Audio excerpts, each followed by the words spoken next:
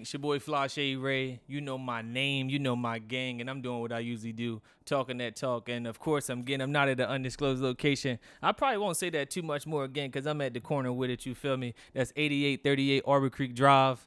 Right now, since the coronavirus is fucking everything up, you can't come in here, but you can enjoy yourselves through the gaze of the lens, I should say. But I'm here with just to say his name, Jarrin Wooten. Because I mean, it's a lot to say about the gentleman. Because first, what really honestly got me inclined to really want to talk to you, other than the conversations we had online about religion and just blackness in general, was you a school teacher, bro. You're a black man. You're a school teacher, and you teach babies. You teach kindergarten. So like that's very important, and it's. I had a black teacher when I was in kindergarten, and when basically a black male teacher. I really had a black male teacher up until I said kindergarten, up until first grade. Okay. And this one teacher, Mr. Beigemore, he helped me in a world to be more confident as a black man, and I know what it means to kids to see adults and especially their teachers to give that same energy. Yeah. So that's the big reason. I mean, you're an author. I mean, you're a scholar. I mean, you're well read. You're getting there, man.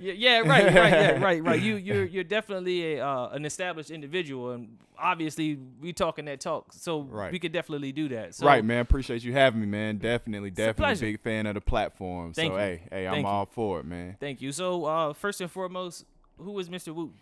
Who is Mr. Wooten, man? From Fayetteville, North Carolina, born and raised. Southern Pines, right outside of Fayetteville.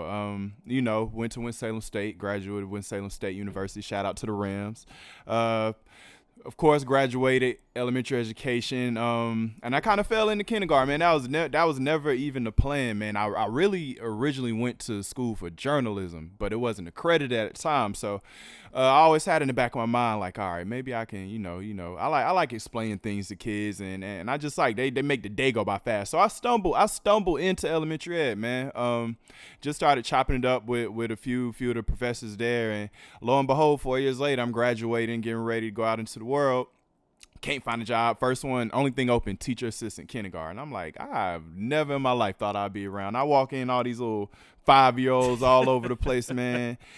But they hooked me, man. That from day one, it was like I could do this. I could do this. At least for the time being. So 5 years later, I'm the lead teacher of the kindergarten department at my school, at the largest charter school in Charlotte, at Sugar Creek Charter. So just being able to spread that light. And like you said, I like to wear a lot of hats. So of course I started diving into being an author. I'm on my second, just published my second book, Soul Notes, my thought book, and I'm sure we'll have time to get into that. Yeah, of course we got. But yeah, man, it's just a lot. So yeah, I was ready to say, look, if you got time, I mean, look, I apologize already. I mean, behind the scenes, of course, we have technical difficulties. I hate these things, but you made it happen, Yeah, man. look, we here now. So we got time as long as you got time. Right. Hey, I ain't gotta be at work. We good. I hear it. Me either. This is my job, actually. So, getting into you being born, you said Southern Pines outside of Fayetteville. Are you a military baby at all or no? Yeah, not born into it though. My mom joined the military when she was 5, but outside of that, no, whole family born and raised there. So, it's one of those places where generations, like I went to the same high school as my grandma, all my uncles, it's one of those places where the bloodlines flow. So it's really, for me, I was always thinking it's one of those places, either you get out when you can while you have the chance, or you stay there and you look up and you spend your whole life in that place. So, luckily for me, my mom actually joined the military when I turned 6, right in the middle of first grade, and I moved to Texas. So I actually grew up, although I was born in February, I grew up in El Paso, Texas. Wow. So two different what the fuck is El Paso, worlds. Texas about? If you see, man, scorpions, cactus, mountains, desert, I can count on one hand out about the 7 years I was there, how many times it rained, man. The hottest part of Texas is that. This is the hottest part. So this is over there by New Mexico, Arizona, like it's in that region where the Rocky Mountains start. So it's actually at the bottom, the base of the Rocky Mountains, and then it goes on up into. How long were you in El Paso? That was about 7 years. About 7 years, man. So from 6 to what? 13? Yeah. I moved here right before high school started again. I was back here. So I pretty much, I was split. I came here, kind of split time. I would kind of come back and forth for like a month or two, but by and large, it was there. So I'm kind of split, between those two different worlds. So what high school did you go to? I went to high school here. Well, no. Well, in Fayetteville, right outside in Pinecrest. Yeah. So right before high school started, I moved back here, and I was trying my best to get back to Texas. Man, I did not want to come back. Fought my moms. All my friends was there. I was establishing myself as far as basketball, football, that. Did not want to come back, but. It really ain't your decision when you're 14. So yeah, because that similar story background. I mean, I'm from Cambridge, Maryland, which is on the eastern shore of Maryland, and it's a small town. Like how you said, you went to the same high school your grandma did. It would have been the same way. Now, where I'm from is like 12,000 people, bro. So everybody know everybody. Like it's very similar. So when I was 13, 14, I moved to Charlotte. So I had a fucking big culture shock. Yeah. So I'm same boat. That's crazy. Why I really appreciate Charlotte, because I see the opportunity, because I come from nowhere. Right. Like, I can tell a billion people in the world. It's probably out of those billion people, it might be a million people that know where Cambridge, Maryland is at. Yeah. So when I came here and I seen, just like I said, I got a culture shock. I went from a place where I knew that maybe 200 to 300 kids in a school. Mm-hmm. I graduated with 200 kids. So I just was. It was like if I could if I could give a good picture for people. I felt like when I went to Independence, I felt like I was at Saved by the Bell. I could imagine. It was fucking great. I never seen that many kids. Like, growing up where I grew up, you either was white or black. It wasn't too many Spanish people. Yeah. No Asians like that. Mm-hmm. I mean, you get them here and there and everywhere, but it just wasn't big. So hearing that you went to El Paso, Texas at 6 is that's a large place. Different, man. Different from predominantly black. I go there. I'm one of the very few black kids, and not out of a black-white thing, Hispanic. So I grew up a complete Hispanic culture, like 90% Hispanic, 10% other in all the schools I went to. So even living in amongst that for years and years, it made me grow an appreciation for their community, their culture, because I grew up, I was a different type of minority there. It was different, man. It was different, but I appreciate it. So, as a kid, growing up in El Paso, Texas, you 12, 13, about to move. At that point in time, what did you want it to be before you grew up? That's a great question, man. I went through a few things. I think around at that point in my life, this is where I was still kind of looking at, all right, this is a lot of time where I grew up. I was heavy in AU and everything. I was like, all right, I'll just play basketball or do whatever the rest of my life. I was still in that mode, especially 12 and 13. I was going to high school, the high schools, fighting over the districts and all that. I'm like, all right, I might be able to do something. And lo and behold, I mean, it ended up getting me to college. I ended up going to Winston-Salem State on a football scholarship. But outside of that, I think that was right before I knew I wanted to possibly have a career in teaching. Was in high school, my 10th grade PE coach, Mr. Boney. I never forget that. And just the way he made it look, he just made it look cool, and the impact he had on me, I was like, damn, he really just get to go around and just drop gems on people all day. That's all he did, just drop gems and just kind of show people how to move. And it's like, I could see myself doing that. So lo and behold, I really wasn't in the mode of really thinking about what I want to do outside of the surface stuff that they give us. All right, either you gonna learn how to play an instrument, be a musician, be a rapper, or you gonna be an athlete. And that's exactly my. I didn't think about college until I moved here and seeing like, oh shit, people really care about going to college. Right. Like, growing up where you either, like how you said, you find a way out as quick as you can, or you basically gonna live there and die, and you either gonna get a good job or you gonna sell dope. That's basically all that's gonna happen. Exactly. Like, and at the time, I didn't understand why my mom moved me, all of that type of stuff, and to get the opportunity. So, growing up, did you grow up with a male in your house? The reason why I'm asking, because of this impact that this teacher had, your gym teacher had on you. No, not at all, man. I'm the oldest. Outside of that, I'm the oldest of 5. 3 older brothers, 3 younger brothers and a younger sister. So I'm the oldest of 5.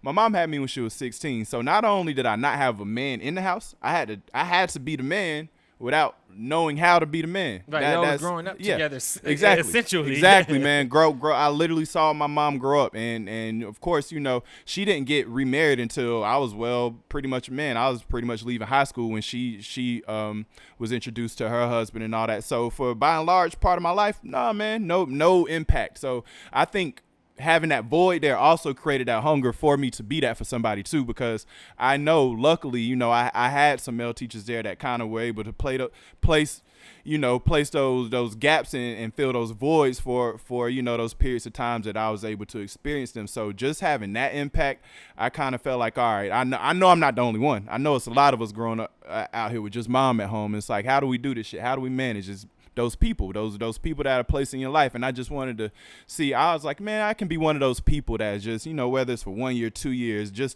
I know those things that people hold on to from a person when they have that impact. I was like, that's just what I want to do. I want to wake up and find a way that I can keep my impact on somebody for as long as possible. And that kind of drove me. So really the absence of that figure was a large part as to why I wanted to be it, so.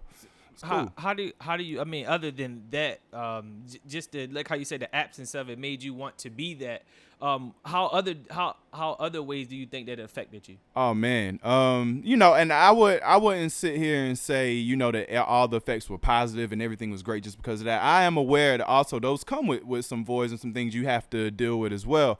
I know that, from not being able to see love at a very early age, healthy. I didn't know what healthy love looked like as far as a relationship or how to be able to do certain things for a woman, how a man is supposed to take care of a house, because I'm 10, 11 trying to figure this out. I don't have somebody I'm watching like, all right, one of the things I always will remember is like for I want to say my junior, senior prom, I didn't know how to tie a tie, and I had to teach myself on YouTube. And I was like, damn, this is like, I know that no matter what position I put in, if I ever have a son, he's not going to have to look on YouTube and learn how to tie a tie. And that was one of the silent declarations I made to myself. So, just being able to realize that the obstacles were, I do have to learn how to kind of really, whether it be something as simple as being able to fix things around the house or what we think the idea of a man is to be in a family and in a relationship. Those things, are a lot of things I had to learn on the fly, and a lot of times by trial and error, and that came down to a large part of it. I messed up a lot in order to get those things right. And my biggest thing was, all right, I just want to catch somebody before they have to mess up as many times as me. Right. Because that's had somebody caught me 1 or 2 mistakes early, who knows how even further things could have been, so it's a give and take. It's tricky. Crazy that you just said that, the figuring out how to be a man. And honestly, bro, let me tell you the realest shit. I grew up with my father. I don't know my life without my father and my mom not being married. That's a blessing. So, but the bare minimum of how, like how you said, you seen healthy love, you didn't see that. So I can say that I did. I can't count how many times I seen my mom and my dad fight. So like, it's certain things, and I'm not obviously saying that they didn't, because they did, but they just did it strategically so that the kids don't know. Right. So it's still, to this day, I'm still learning how to be a man, though. Right. Like, because my father, man, I adore this man. Like, I can't put it into words for real. So he always taught me this, though. When I used to tell my father as a child, Dad, I want to be like you. I want to be like you. He used to tell me 2 things. The first thing he said, no, you don't. You want to be better than me. The second thing he said, look, and you don't want to work for nobody else. So first of all, it crushed me hearing him say that. Like, it's my idol. Like, this man tell me the men that I need to be looking up to. So when I say that, yo, Dad, I really want to be like you, and he said, no, be better. And it's not to say that my father wasn't a man, but it's first of all, be your own person. Right. That's something that men have to figure out. I don't give a fuck how good your father was. Yeah. You as a man, as an individual, you need to find your own manhood. Yeah. Period. And it's a thing that I think that in our community, in the black community, at times people like me romanticize their fathers, and they get in this a rat race in a sense where we're chasing this ideology of what we think a man's supposed to be like, and especially a black man supposed to be like. Right. Basically fucking perfect for real. Right. Like Right. Yeah, that's I mean, and like how you making them, bro. I done made so many mistakes trying to be perfect. Mm-hmm. Trying to be perfect put me in positions where I'm lying. I'm not being honest with myself because I'm trying to be my father. I'm trying to be something that I'm not even ready for. Yeah. So I'm at a point now where I'm like, yo, you know what? I have to be me. I have to embrace what it really truly means to be a man, taking care of your responsibilities first and foremost. Yeah. That's something that I will say that being sheltered, I didn't get that. Like a lot of people that I see that didn't grow up with a father or grew up in a broken home in general, their sense of responsibility is there more because they ain't had no choice. Yeah, exactly. Like, yeah, I got spoiled. Yeah. I got spoiled with being, like I said, it was a blessing. I got spoiled with that blessing. So shifting a little bit, because I mean I'm gonna jump here and there because good man. We got all day. Yeah, because I want to talk about how you stepped into fatherhood, because when we first met, first of all, we first met at Winston-Salem State. That's how I even knew you just in general. And actually, I didn't even know that you were at Winston for a football scholarship. Yeah, never knew that. Yeah, man. A lot of people I just didn't. played basketball with you. I just knew that you chill with my friends. We had mutual friends, and we became friends. So I didn't even know that. So but going forward, I mean, obviously, I started to know you when you were already getting into learning your manhood. Right. You were in college, and now, well, I ain't gonna say now, but just over the past few years, obviously, I see that you had a son. Yeah. So how does fatherhood tie into your manhood at this point in time? The crazy thing, and it is just real crazy how you doing that, because those are two things that your dad told you. Those are literally two things that I tell my son all the time. Literally to the T, down to how I want him to be better than me, because I figured if I accumulated all this at 29, imagine if I can give this to you by you 17, 16, 17. Like, by the time you hit 29 now, your mental is going to be way stronger than me in 29. So that's like a cheat code to be able to have your father is I mean, even though that should be a necessity, nobody should have to lack having to come up without that integral part of them. But being able to instill that wisdom early without that trial and error, that's my biggest thing for him. And I've always told him that the number one thing you always want to do is work for yourself. I tell him that, even though we're going to bang this school out and we're going to do what we need to do, we're going to learn this. But on top of that, when you come home, we're going to monitor that, and we're going to take away what we don't need to. We're going to clear up all the misconceptions. That's where a lot of the education falls apart. We just let the school do everything, and we don't monitor the learning. So when they come back, their ideologies are built off what somebody else told them, without having somebody there to be able to have those discussions, to be able to monitor and guide them. So, all right, this is cool. I know they're telling you, they're pushing, where do you want to be, have a service job or whatever. But I know for a fact a lot of teachers aren't talking about entrepreneurship. I know that for a fact that a lot of teachers don't know really much about having to manage finances and do things other than the things that they were taught as well. Get a good job, work for somebody, get a retirement, a pension, whatever, and die. Like that cycle, they've been fed that cycle too. So it takes somebody to be able to step in. And like I said, bro, a lot of this stuff, man, he's the motivator for me becoming so astute and well versed in these things. It's like he's gonna have these questions, and I feel like as a parent, it's very, very what's the word I want to use? It's very, I don't even want to say necessarily immature, but I think your duty is to be able, if your son comes up to you or your daughter or whoever comes up to you and has a genuine question about something going on in the world, even if you don't have the answer, I feel like it's your duty to be able to discover that answer with your child alongside you, whether it's why is the sky blue down to why does this work? Because that, and to stifle a child's ability to learn and grow with the whys. I tell my son all that. Two things I tell him: you can always ask me why. If I ask you to do something you don't understand it, ask me why, because if I don't have a good reason, then I shouldn't be telling you to do it. That's something I tell him all the time. And to be able to question, I give him the ability to question me like that, and that's something you have to be able to teach somebody. Teach them those critical thinking skills to be able to question and analyze the world around them, and that's what really fosters that maturity and that wisdom from an early age to be able to have that guide, not just me stifling you and you just go on making assumptions or blind guesses. So, it's really crazy that even though I'm learning to become a man, I'm teaching him what I learn as I go along too, so he doesn't have to learn as late as me, so that's the biggest thing. That's definitely the biggest thing. Right. So you made a statement about him not learning how to be a man later in life than you did, as far as you want him to be able to take advantage of the things that you are learning, that you learned at a later age, and want him to apply it at an earlier age. And with that said, because that's really good, because all right, my father did the same. Okay. And when it comes to questioning things, and this is where we're gonna get a little bit different, because the first thing he taught me was religion. Mm-hmm. Question the things that we're calling this person God. We're going to church every Sunday. I know that these people in here are telling you don't question God, but I'm telling you to question everything. Right. Question me, like how you teach your son. Question me when you have questions on the things that I'm telling you to do. Right. So it's all in the same, and that's great fucking lesson. So, what's your do you dabble into those type of conversations with them? I mean, how old is he?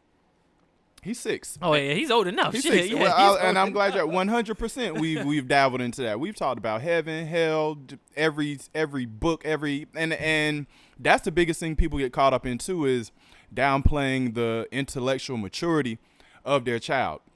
And that's one thing, especially with me being able to learn that about my son. Like he was able to start grasping shit rather rapidly. I know everybody says it about their kids. They think they have the smartest kid in the world. But just with him, and he just has an old soul, man, even older than mine. So I was able to have really mature conversations with him from the earliest of age, even, and it does come with a little conflict of interest, because I come from a very devout Christian family still to this day. Mom's an evangelist, all that stuff. Church was not debatable the first 18 years of my life till I went to college. Not debatable at all. So, it is never, and I teach him that too, it's never from a standpoint of ignorance where I will ever teach you anything, because I'm okay with saying I don't know. And that's the biggest thing a lot of people have to learn too. Sometimes I don't know is the answer. And to have the audacity, and one of those biggest things that I even told him about that with religion, and that was one of the biggest things, is that to have really the audacity to say, okay, this is right, but all these other thousands of other stories everybody got, no, theirs is wrong, but mine is right. It actually takes a lot of audacity to be able to say that I hold the one absolute truth here, and this is my truth because this is what I experienced, and everyone else's truth is null and void. I teach them right is right and wrong is wrong, no matter who does it or says it. That's one of our mottos we say together. So how do you get to that point, coming from a devout Christian family? Now, I'm pretty sure that now that your mom is still, you say she's I can't even say the fucking word. Evangelist. Yep. Evangelist. Ordained evangelist. Yes, man. Evangelist. I can't get my shit right, man. An evangelist. So I'm pretty sure that she had friction with you questioning things when you decided to talk to her about it. I'm pretty sure that came up. The crazy part is, man, I really, and this is something I really had to learn, that when you find the truth, it's okay. And you have to, one of the biggest things I learned, because when I started learning these things, it was just like your first initial thing you go through is like, it's a disbelief, and then it's like, I just want to prove everybody wrong. Like, nah, I know this is what I know. Yes. And you just want to go around and use your knowledge everywhere and spew it. Yep. That's very immature. That's the immature's kind of conscious awakening of a person. Mm-hmm. And what I've learned is, as you, yeah, exactly. Me too. Me too. I was there too. I was like, what? This ain't happened this way. This is what happened. Man, I can't wait to prove people wrong. I can't wait to see people talking about this so I can tell them they're wrong. In the beginning, it's like that. But if you matriculate properly, what you learn is that you have to let people be at peace at whatever level of whatever they are in life. And the only thing you can do in two instances, you can either have the ability to come down to their level to give them things in doses in which they understand, and that their whole world won't be shattered completely and abruptly, to where you just drop a little here, drop a little there until that curiosity grows.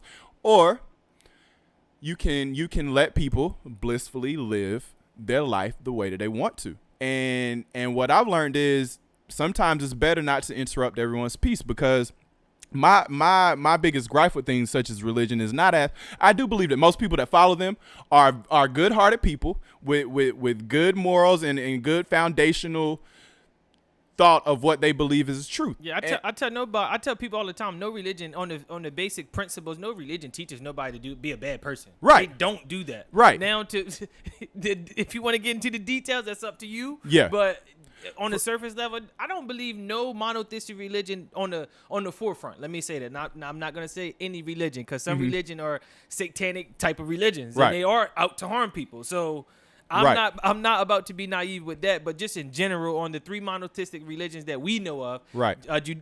Judaism, Christianity, and well, I'm gonna call it this, Mohammedanism. Yeah, that's what I'm gonna call it. Honestly, because that's what it keep is. It real, yeah. So it's those three main ones, and they don't teach nobody to be bad, but right. It's a lot with that. And that's the biggest thing that I told him, because it's the way I live my life is, no, I don't think if whatever our higher source creator power wanted us, if religion was so absolute and so important to them, whatever book he wanted us to follow, we would be born with that book in our hands. I tell my son that all the time. So what I think we were supposed to do is take the things from here, there, wherever that benefit us, and we have to be able to analyze and see, well, okay, that part's not useful. That doesn't really apply to me. I'm not going to apply that. But for example, just how we can go to Buddhism, how they're heavy in meditation and nature versus where Christianity doesn't really teach you that. And a few other religions don't really teach some of the things that you're able to take. So I'll take this part. Oh, they do this in Buddhism. That makes sense. That's something that I can apply to my life to make me a better person. Oh, they eat this way in Mohammedanism. Like, okay, so I can apply clean eating. Oh, they think this over here. I teach them how to critically take pieces from things that benefit you and learn how to leave those other things there. And do I think that you have to go stand in the building and give a guy that made all the money in the world 10% because he needs it back, even though he made it and he knew that we were going to need it, and he doesn't need it because you don't have to spend money in heaven? So like I teach him how to critically think and take what applies and leave the rest alone, because you don't need that. You don't need that to have morals. You don't have to have a religion to have morals. You don't have to have a religion. Just if every Bible disappeared today, is everybody going to start killing people and raping people just because no books are here? See, I have my I agree with that. I agree with that, but I do think that there does need to be a set of laws, I should say. Okay. And it's subjective. The law, whatever the law may be subjective to whatever society that needs it. But religion taught a lot of people morals. Like, yeah. As far as we can go back and on our plane and our human species, religion was there to some degree. Now, and I mean us in this form, in the sense of European people being here, Arab people being here, Dravidian people, the original Caucasians, all of those people. So, because I honestly, bro, I think about life without anybody else except black people being here. Yeah, me too, honestly. So it's like, yeah. Okay, so then I take that, and I can't say that I think that there was a point in time where black people was here alone, and everybody comes from that without attaching that to religion to a certain degree. You know, and that's interesting you say that, because that was one of my biggest questions that really started a lot of this, is that I really sat down one day and I said, what do I know about black people prior to slavery? And I really had to sit down and live with that. And my answer was, I don't know much of anything. So that's what started me down the rabbit hole of, okay, so that with the religion and with all the transatlantic slave trade and the trans-Saharan slave trade, because a lot of people don't even understand that black people were not enslaved for solely 400 years, and white people just didn't come out of anywhere with slavery. They were actually introduced to it by the the Middle East in the trans-Saharan slave trade, where twice as many black people died, and it was 3 times as long. It was for 1,200 years. 1,200 years. So people think that we have 400 years of undoing. It's really 1,600 years that we haven't been left to our own vices. And I'm so glad that you said that, because I have this issue, and I'm gonna say issue. Yeah, I'm gonna speak very, very plainly. And if I misspeak, I will correct myself. But I'm gonna speak very plainly right now. I have an issue with people in Black Americans, and I had this own issue myself, romanticizing Africa.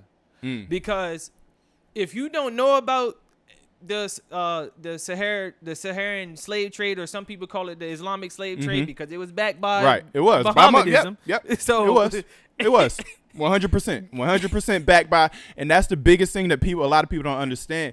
That even with what I did learn is that there wasn't necessarily a particular religion, but we did have spiritual and ethical laws and principles that we followed. I.e., so how you said earlier, a great point you made, that we need some type of law and order. We had the 42 laws and commandments of Ma'at, which a lot of people don't know, which is where the 10 commandments in the Bible are derived from. So we had these principles which stated, some of them: I will not harm another individual. I will not harm an animal. I will wake up and do my best. I will speak to others with kindness. These things we followed thousands of years before a book was even created. You know? So all right. Let me tell you on where I got to that point where I had to realize that, oh shit, it's way deeper than what I thought. So where I'm from in Maryland is it's majority black. Okay. Like, okay, this is how black it is. Harriet Tubman is from the same place where I'm born at. Oh yeah, black. Yeah, the county over, literally the city over, basically Eastern Maryland, Talbot County, that's where Frederick Douglass was born. So like, it's been in our culture to be proud to be black, but being proud to be black is an American thing. Right. I get what you're saying. Leave me a little more. I get where you're going. It's an American thing. So me having to get beyond the blackness that is of America, my dad, Erykah Badu did this. I don't even know what it's actually called. I think it's called like Africa DNA or something like that. But it's basically like what's the shit called? Ancestry.com. Okay, where they're taking the swabs. Right. Okay. But this was ran by black people, which honestly, bro, I really truly don't even know till this day. But when I seen Erykah Badu do it, and because they had Questlove did it, all the people from the Roots, basically, a lot of people have done this particular one. And what will happen is they will go to Africa. They will be with the tribe that they say that they were attached to, like learn the customs, et cetera, et cetera. So I told my pops about it. So one Christmas, my dad got that from my mom. So, and also what I've learned through research in African spirituality, they're all women gods.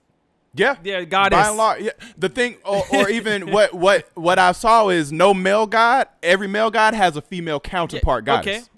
When we started to give people this title of pharaoh, that was through the woman's bloodline. That ain't had shit to do with the male at all. But you know, of course, in this patriarch society that we got now, which I'm not mad at patriarchy, honestly, which we could talk about that. Okay. Cause I'm a little, I'm not the like biggest fan. With it. Yeah.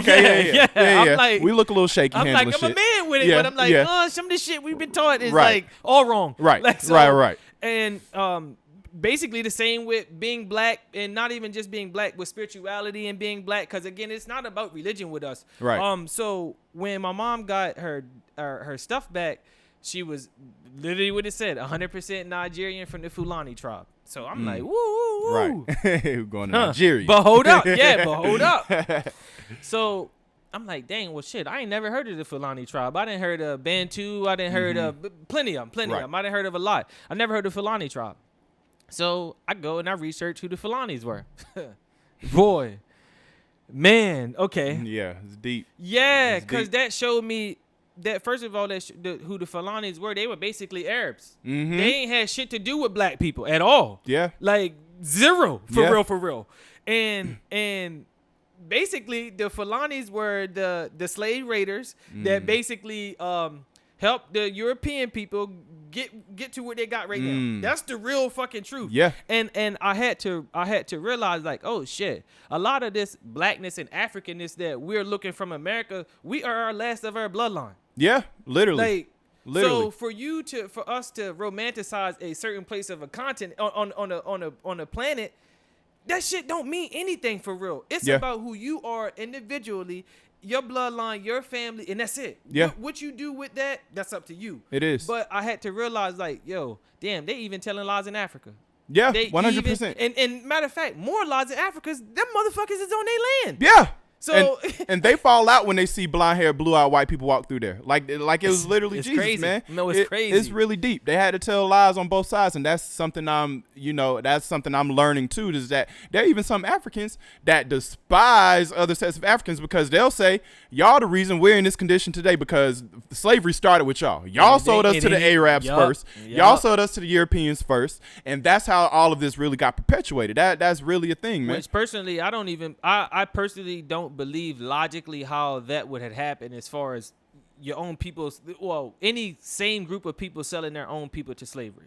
I don't see how it happened. I think from what I'm learning is that when our version of slavery or what we had, I don't even think it was called necessarily, or I won't even say necessarily called it because owning a person is as property is wrong at the end of the day. But what I did learn is that there were certain things that definitely didn't happen in chattel slavery here, for example, like, only be for a set amount of years in Africa. And they would give that person that was their indentured servant, basically, the ability to marry into their family, to join their tribe. There were certain things to where, now what I do know is that they did not have the extent of chattel slavery here to where, they tying women up to two separate horses and beating them and letting the uterus fall out. They learned that from the Arabs. Right.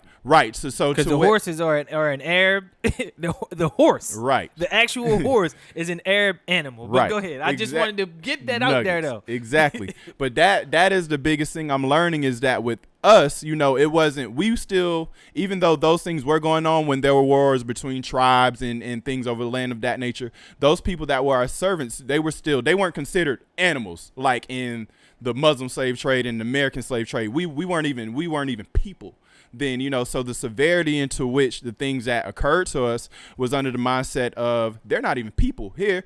But, in its inception of when we were doing it to one another, we at least had the decency to treat each other humanely. Now the severity of whether, how right or wrong, we can always get into that. But it definitely did have a trickle effect as well. Yeah, I definitely agree with that, man. It's crazy. Yeah, it's okay. So this is how I view it because at the time, because, all right, majority of the people that were in the Arab slave trade, the transatlantic slave trade, were one group of people. Mm-hmm. It wasn't all of fucking Africa because let's be, it's so many ethnicities. And look, I'm going to say it. There's white people that are indigenous to Africa. Oh, I don't know why people don't realize that. Mm-hmm. Northern Africans are not black. They are not, period. They're not. They're not. I'm so sorry for people that want to subscribe to this African oneness. Like it's never been that. Yeah, it never has, and that's the thing. Even with the biggest gripe you'll see now between people saying, "Oh, are we indigenous to Africa? Are we indigenous to America?" We have a lot of even black people that are saying, "No, I'm not from Africa. My ancestors came from here." The thing we have to know is that black people were the first people everywhere. Yep. Everywhere. So it is possible to be indigenous or native to somewhere else other than Africa, because honestly, if you want to keep it real, all of those people are just the original people that traveled out once the landmass was Pangea. So it's like our indigenousness in a sense has inception everywhere, Yep. And that's the thing we got to learn. We were the first people everywhere.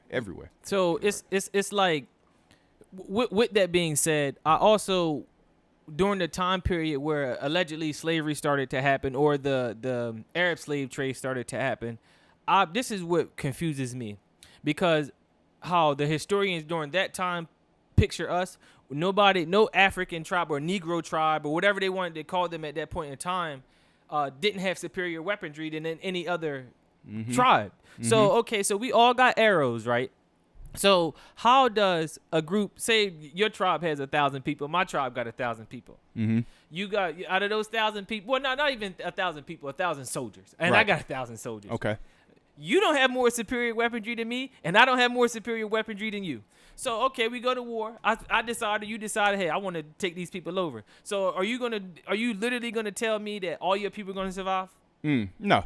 Okay. By and large, not at all. Right. 9 times out of 10, whoever win, if you win, let's just say you win, more people survive than my people. Exactly. Okay, so how do you get these people that got arrows just like you to walk and say, because you didn't enslave them on their same land. Mm-hmm. You had to take them and make them travel. So, okay. So you telling me that people, after you whip my ass, I'm going to just say, yo, you know what? With the same arrows and same weaponry that I got, I'm going to just walk with you. Yeah, and that It doesn't make sense to me. That's the crazy part, and that is where all the religion and all that stuff comes into play. Because to be able to enslave someone, especially someone that is physically superior, because I mean, this is not just my bias, this is not opinions. These are not melanated people have more physical capabilities than non-melanated people. That is a scientific fact. And that has nothing to do with how I feel. So to be able to be able to dominate someone that is physically superior, you have to do it mentally.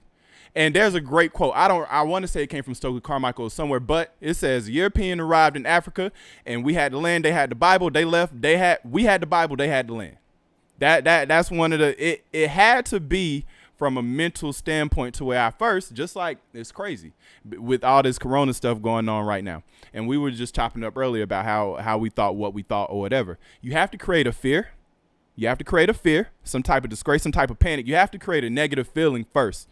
And then once that feeling is created, then you're able to manipulate people more easily. I don't think right when I'm panicking. I don't think right when I'm fearful. I'm going to listen to whoever's saying what. The first person that sound kind of right, we rolling. And we'll worry about that later. So I think that honestly, man, from what I've seen, it was done on such a mental scale combined with, we hear it all the time. We grew up hearing how Christopher Columbus came here. One of the greatest weapons he used was sickness. He didn't even have to shoot nobody. It came with blankets that had measles and smallpox and all this other kind of crazy stuff in it, to where they didn't even really have to fight for America so much when the Mayflower and all them came, because they literally killed most of the native people here with sickness before they even had to pull up a single bow and arrow or musket, man. So it was done, I think, all this, and I think they've kind of tapped into how many different levels of warfare there are. It's not just that we going in the field and fighting. It's not, what can I do to you before to make this fight easier? If it comes to terms and blows, oh, I already have your mental. I already know half your people ain't coming with me because I told you their God looks like me. Your God that you follow has blonde hair and blue eyes. So I know they're not even going to hit me because they think I'm Jesus anyway. I know that, all right, if I give most of them diabetes, if I give most of them autoimmune disease, they're not even going to be healthy enough to go to war if we got to. You know, so it has to be on a scale of all types of different levels before we even get to the point to where if we got to fight, how many of us are even going to be in proper mental or physical condition to do it? So I think it had to be some of those things, man. Yeah, it's just, man, and because a lot of the times we talk about the ending part of, like how you said, a lot of us in Black Americans only know about the transatlantic slave trade, but as you said, the Arab slave trade was longer, more brutal, and more Black people died. So yeah. I want to this. I always have this question, honestly, because I'm past the whole white people came into Africa marching and took everything. Right. That's, if you believe that, you have this, you literally are subscribing to white supremacy. Right. You literally, because how you think that 10% of the world's population just comes anywhere and do this shit like exactly. This? They're not that smart. They're not that fucking strong. Exactly. I'm just being real. Exactly. Like, so think critically. Exactly. Think. So I say, yo, you know what? White people minuscule. To be frank, that's just how I generally feel about their history and how it coincides with us. They don't have a history. Their history is in an inception of colonizing and raping and pillaging and invading other places in the world. No other race in the history of the world has gotten on a boat and rowed across the fucking world and just started killing people. No other, we cannot name a single other race. There are subcultures. There are subcultures that have gone into the land masses. I think their fathers did that. Their forefathers did that. I think, and then their forefathers, and I have said this originally, that Dravidian people are the original Caucasians. Indian people. That's who Dravidians are for people that don't know the technical term for people that's come from India. They're Dravidians. Dravidian, literally, they come from the Caucasus Mountains. Obviously, the Caucasus Mountains do stretch from Europe to Asia, et cetera, et cetera. I'm not naive to that. But I know that white doesn't produce dark. Right. Okay, so I'm going to subscribe to this evolution of Black people were, when it was Pangea, Black African people that look like me and you dispersed, and then the climate change. Cool. I'm okay with that. If that's what we subscribing to, cool. So that means that the Dravidian people came after. because they're very dark skinned. Right. But guess what the change is? The fucking hair. Mm-hmm. It's usually the hair and the nose you can look at. Yup. Yup and yup. So my thing is, okay, so how does this Dravidian change from who he and she is to this Caucasian white European? How does that fucking happen? Because it doesn't go from black to white. Right. That don't happen like that. Right. It went from black to Dravidian to Arab and then to what we see as Right. white people now. Yeah. So we always, as Black Americans, we always talk about what white people have done. But like how you said, the history of the other brown people and us have been way longer. But where was their start? Where was their ideology? Is it the same? Because people, and a lot of our master teachers, Dr. Ben Yakovich. Ivan Van Sertima, all them good boys, man. They always like to say that white isn't a color, it's a mindset. So I apply that when I see Arabs. When I see Dravidian people, because they treat me the fucking same. Right. They treat me the same as how a white person would. Yeah, right. So, yeah. Go ahead. That's a big thing. Race is a social construct. That's not a thing that was here 1,000 years ago. Race, the ideologies of race and the construct of race and how we follow them is not older than 300 years. It's not older than 300 years. It first, originally, when racism was a thing, it was classism. That's where you had the caste system. You had the peasants, and then you had the nobles, and it goes on and on. And which society, till this day, still has a caste system?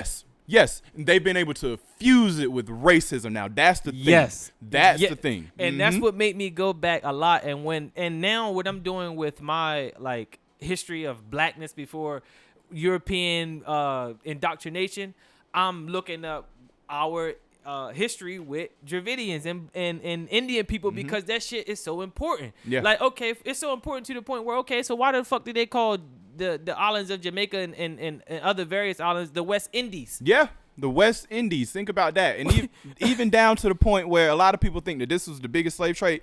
The United States is, by and large, maybe number 4 on the amount of African people that they say they took from Africa to here. We're number 4. Number 1 was the Caribbeans and those West Indies and those islands. That's where they took the most. Number 2 is South America. A lot of people don't know that there are more black people that came from Africa in South America than North America today. Today. And Brazil has the second largest, biggest African population other than Nigeria. That's crazy. Which is crazy. Right? It's you not even on the same fucking continent. Think about that. You just got just as much, or not just as much, more black people than any other country in Africa. More. It's crazy. And you don't hear about that. How many times do we hear about that? How many times? Well, I know why, but of course the average person won't really think about why we didn't learn about those things, But back to the West Indies too, though. So when I think about the food, I think about curry goat. Okay, I think about jerk chicken and all those spices that the Indians brought to us, and we just motherfucking pimped that shit. Right. I think about also where you will see some Caribbean people and they look Indian. They don't look black and white. They don't look mulatto in that sense. They look black and Indian. Yeah. That's exactly what they look like. Actually, one of my friends, his mom is this is crazy. Okay, so his mom's mom, which is his grandmom, she's Indian and Dutch. That's interesting. Yeah. That's interesting. Yeah. A lot of colonization. Look, they're originally from I gotta think. Barbados. Okay. So yeah, they're from Barbados. So you got then his because if you look at his mom, she looks black. But she has a different type of hair. Like you can tell that. Okay, my friend, you can he got the really wavy hair. Right. And it's because it's that Arab shit. Yeah. And not just the Arab. Again, just told you about the Dutch. So his grandfather is black and Indian, I think. They all from Barbados. I said, so I'm talking to his mom. I'm like, how come the Caribbean culture does not talk about people other than white people? Like, why does there's not a conversation about the people in Trinidad that it's so many Indian people in Trinidad now to this day. Yeah. Like the people that they call coolies in Jamaica, they're literally they call them coolies because they black people and they got the dark, really straight hair like Indian people. So why is that not a conversation that's talked about? It's even deeper, man. Even if you go you can go to any continent you want to pick with living people. You can go to Asia. You can go to China right now, and there's a group. There's a few groups, and I'm so remiss I can't remember the name right now. But if you look at them, you will not. The only thing that will be able to tell you that they're Asian from black people, they have our hair, they have our noses, they have our skin. Their eyes are slanted. They if from you go the to sand Australia, tribe. those Aborigines people that they talk about, those were black people. Yeah. Like, and look, and I personally think the way that the Aborigines look now, because they got some Indian in them, is because of the rape and pillage from the Indians. And then the British, they say, well, shit, it's our turn now. Baby farms, man. That was part of the slave trade. One of the parts of that Muslim slave trade is they would kill a lot of the males, but the women they would keep and they would just breed. They literally would just have sex. All the Muslim leaders would have sex with them and breed those babies off. So think about even the amount of mixed racial, biracial mix. All of that was by force, by and large. It wasn't even a chance for us to have that done. So even, from learning that was crazy for me. Like, and even learning about even my own heritage and history, I learned that my great grandmother, she had. And this is why it's important to really go back in. If you got your elders in your life, talk to them about, especially someone that's good with the family order, the family trees and all that. My father was able to tell me some information about his great-great-grandmother, about how, because my family was in slavery, her slave owner had 3 kids with her and only 1 with his wife, his actual white wife. He had 3 children, so I'm a product to a certain extent. Bro, my dad is light skinned with hazel eyes. How about that? Like, so we all are a product of that. Period. Like to a certain degree. Yeah. So we're gonna get back to that, but off of that, because I do want to get back to you as the man. Okay. So we talked about you with fatherhood, and we talked about you also just growing up in El Paso, Texas, then coming back here for high school to live in Southern Pine as well. Going to college.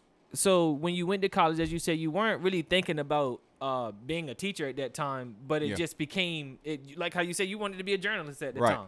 So going to college, what was the college experience like for you at a HBCU at Winston-Salem State University? I'm glad you started there, because first of all, I did not know an HBCU was a thing until my senior year in high school. Likewise. I did not know that existed. Likewise. I'm not even gonna hold you. Me too. I'm not gonna, like I didn't. Nobody in my family went to one. Nobody, and I'm the first one. Well, second out of my mother. My mother actually just got a master's, but she actually graduated while I was in college. But the second one in my whole family to even attend college, a 4-year university. So that was in itself. Like, I went on my visit and I was like, all these black people go to school together.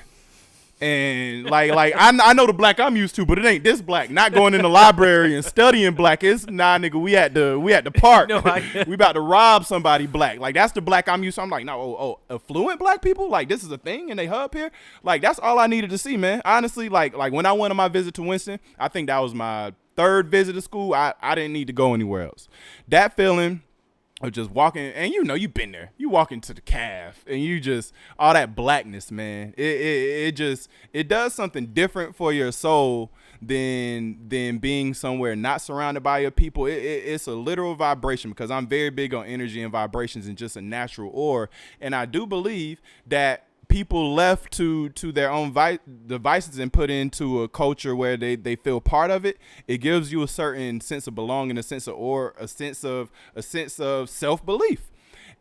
Not to say that you can't get that necessarily at a PWI, but one of the common things that I run into with black people that go to PWIs is they feel alienated. They feel isolated. They feel like they have to assimilate themselves into a culture that's really not them, versus when that's not anything we had to do. It's like, oh, we can, this is like a sigh of relief. Like, I can be myself, and I got professors that look like me. And then Winston got a lot of history too, though. Yeah, so like we were a teacher's college on top of that. Learning about Slater Industrial and becoming a teacher's college and becoming the first major HBCU in the country to be able to offer teachers license was Winston-Salem State University. So we were the first HBCU to even make black people teachers, period. So, even learning those things, man, I would not trade my HBCU experience for the world. I tell people that all the time, like, even bigger than on an academic level, because once you graduate college and all that, you really see it really ain't, people ain't really checking like how much they not checking to see what you got on that quiz 3 years ago. They really not like They just want to make sure that paper there, that degree there. Once you get in this real world, you see how quickly it turns into networking, and it's about who you know more than what you know. If that was the case, all the smartest people would have all the important jobs right now. Yeah, that's yet, true. Yet and still, we know probably more intelligent people without those positions because true. they don't know the right people. that's it turns into a social club. It turns into a huge social club in the real world, whether that be right or wrong. So being able to make those connections and say, I can call a black nurse or a black doctor whenever my son ain't feeling good because I went to school with them. Or I can call a black lawyer, a black attorney because I went to school with one, versus having to get out in this real world. And I didn't make those connections with people that had my similar values, interests, and principles in mind. And now I have to start from ground zero versus at HBCU. It gave me a foundation to after I leave, like I have this huge web of people, not only just people that look like me, but I know from my experience have a similar mindset and similar values, interests, and principles. Right. Me, you know, and that's one thing that I hate to use this word, but I'm gonna say it. Regret. That's one thing that I regret with leaving college because, I was too immature. I was too immature at college at the time. I was doing other things than going to class. I mean, I barely got out that freshman year, boy. Whoa. I was trying to make money, man. So like, I was just my mindset wasn't right. Like I even told you before I moved to North Carolina, I never even cared to go to college. Like so when I went, I was really truly only going for my parents, and particularly my mother, and then not to be like a low life basically. Yeah. So when I went, I just wasn't in the right mindset. But I can honestly say that being at a HBCU for that year that I was, it did change me a lot because I didn't understand where certain people came from that wore that business suit, that was in that blue collar lifestyle that looked like me.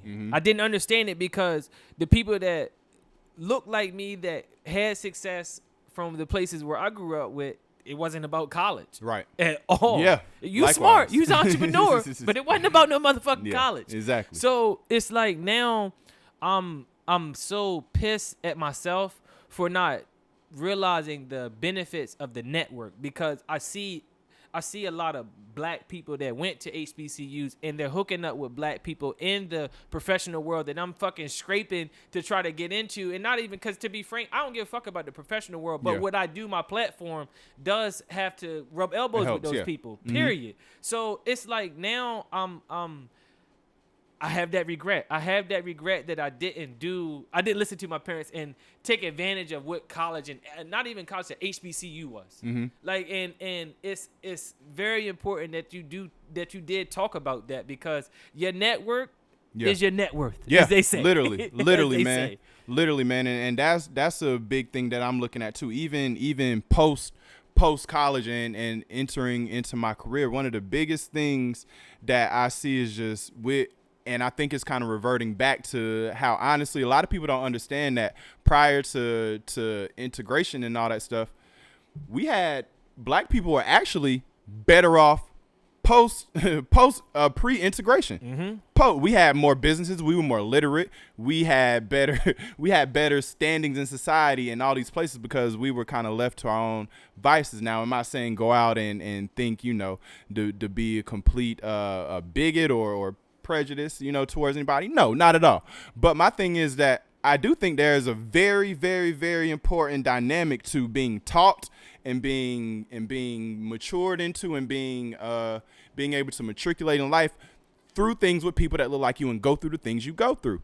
How can a white professor really tell me how to be a black man? That's tough. That's really tough for him. He's never had to be a black man a day in his life. I can't look at him with the same light when he tells me something versus somebody I know that's lived that, and they're the person that's in charge of, to a certain extent, the things that I'm able to learn. So being able to teach your own is very, very important to me because there are certain things just naturally from a cultural standpoint that you will never be able to associate yourself with or understand about me because you don't come from the things I come from. It's no fault to you. It's no fault to you that you're Asian or white, but you can't understand certain things. You're absolutely correct. So let me ask you this. Literally when you're telling me that, the question that popped in my head was, well, shit, is that the reason why you became an author? Is that because you said that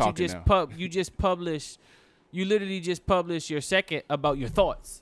So you're not writing novels. You're not writing science fiction or anything like that. You're writing your thoughts. Yeah. What is the mindset of basically being that person to say, yo, look, I want to teach and show you and push you the way to the light because I'm look like you, I talk like you, et cetera, et cetera. Is that a mindset that went into you becoming an author? 100%, 100%, and it had to, because if you really look at it from even a standpoint of how, if you took us 50 years ago and said who are our cultural leaders, let's say 60. I'm kind of shaky on the dates between X and King and all them, but we went from having a people that were our cultural leaders were Angela Davis, Assata Shakur, Malcolm X, and Martin Luther King. Now, if you ask me who they are today, I'm gonna tell you Lil Wayne. I'm gonna tell you Jay-Z. I'm gonna tell you, I'm gonna tell you LeBron. I'm gonna tell you to even how they changed the dynamic on in order to be of importance and to be of a color in our society. You coming from some stream of entertainment now, because if you've looked at after civil rights died, we said we killing all that. They said that we killing all that. We're never going to let that happen again in America, which is why you see if anybody even thinks about causing an uprising like the civil rights did, they get them out of there immediately. You can start from Pac to Dr. Sebi, whoever you want to talk about. You can point to, okay, now that they saw the importance of when our figures, our leaders, weren't the ones dribbling the ball and standing in the booth all day. Oh, that did something different to us. And they made it their point not to let that happen again. So now we don't have any voices. We don't have the intellectual voices. We got a lot of athletes, we got a lot of rappers, but we don't have a lot of those voices. And for me, especially being an author, literature never dies. And that was something important for me. Even after I'm gone 100 years from now, who knows, somebody might stumble upon a book and learn something. I'm reading books right now from 1890. That was a big part of me to and because I was such a fan of these authors died and I'm still reading their books. Whenever you're able to collect a certain amount of thoughts, or whether it be a story, whether it be historical data, or whether it be anything, and even to mine to where I called it a thought book because I called it poetry for the longest. But the more I looked at it, a lot of it wasn't poetry. It was literally like bite-sized thoughts. And I said, I just had this revelation. I said, this is a thought book, man. This is just a bunch of random thoughts about random topics, whether it be about myself or love or finances or black people or society or whatever. These are a collection of thoughts, and we're lacking in our community the abundance of thinkers that we had 50 and 60 years ago. So I want that to kind of be one of, a re-renaissance in a sense. Like, we need more black intellect and not just more black physicality and talent, because they've sucked that from us since the beginning of time. So it's like, all right, we can do more than just sing your songs and dance your dances and dribble your balls. Like, nah. That's exactly why TTT Podcast is, because I wanted to show people. And because, if people can see, majority of the people, not majority, all the people that I done had on TTT Podcast are black. Yeah. And it's for that reason to show, like, yes, your talent will get you recognized, but it's bigger than that. Who are you?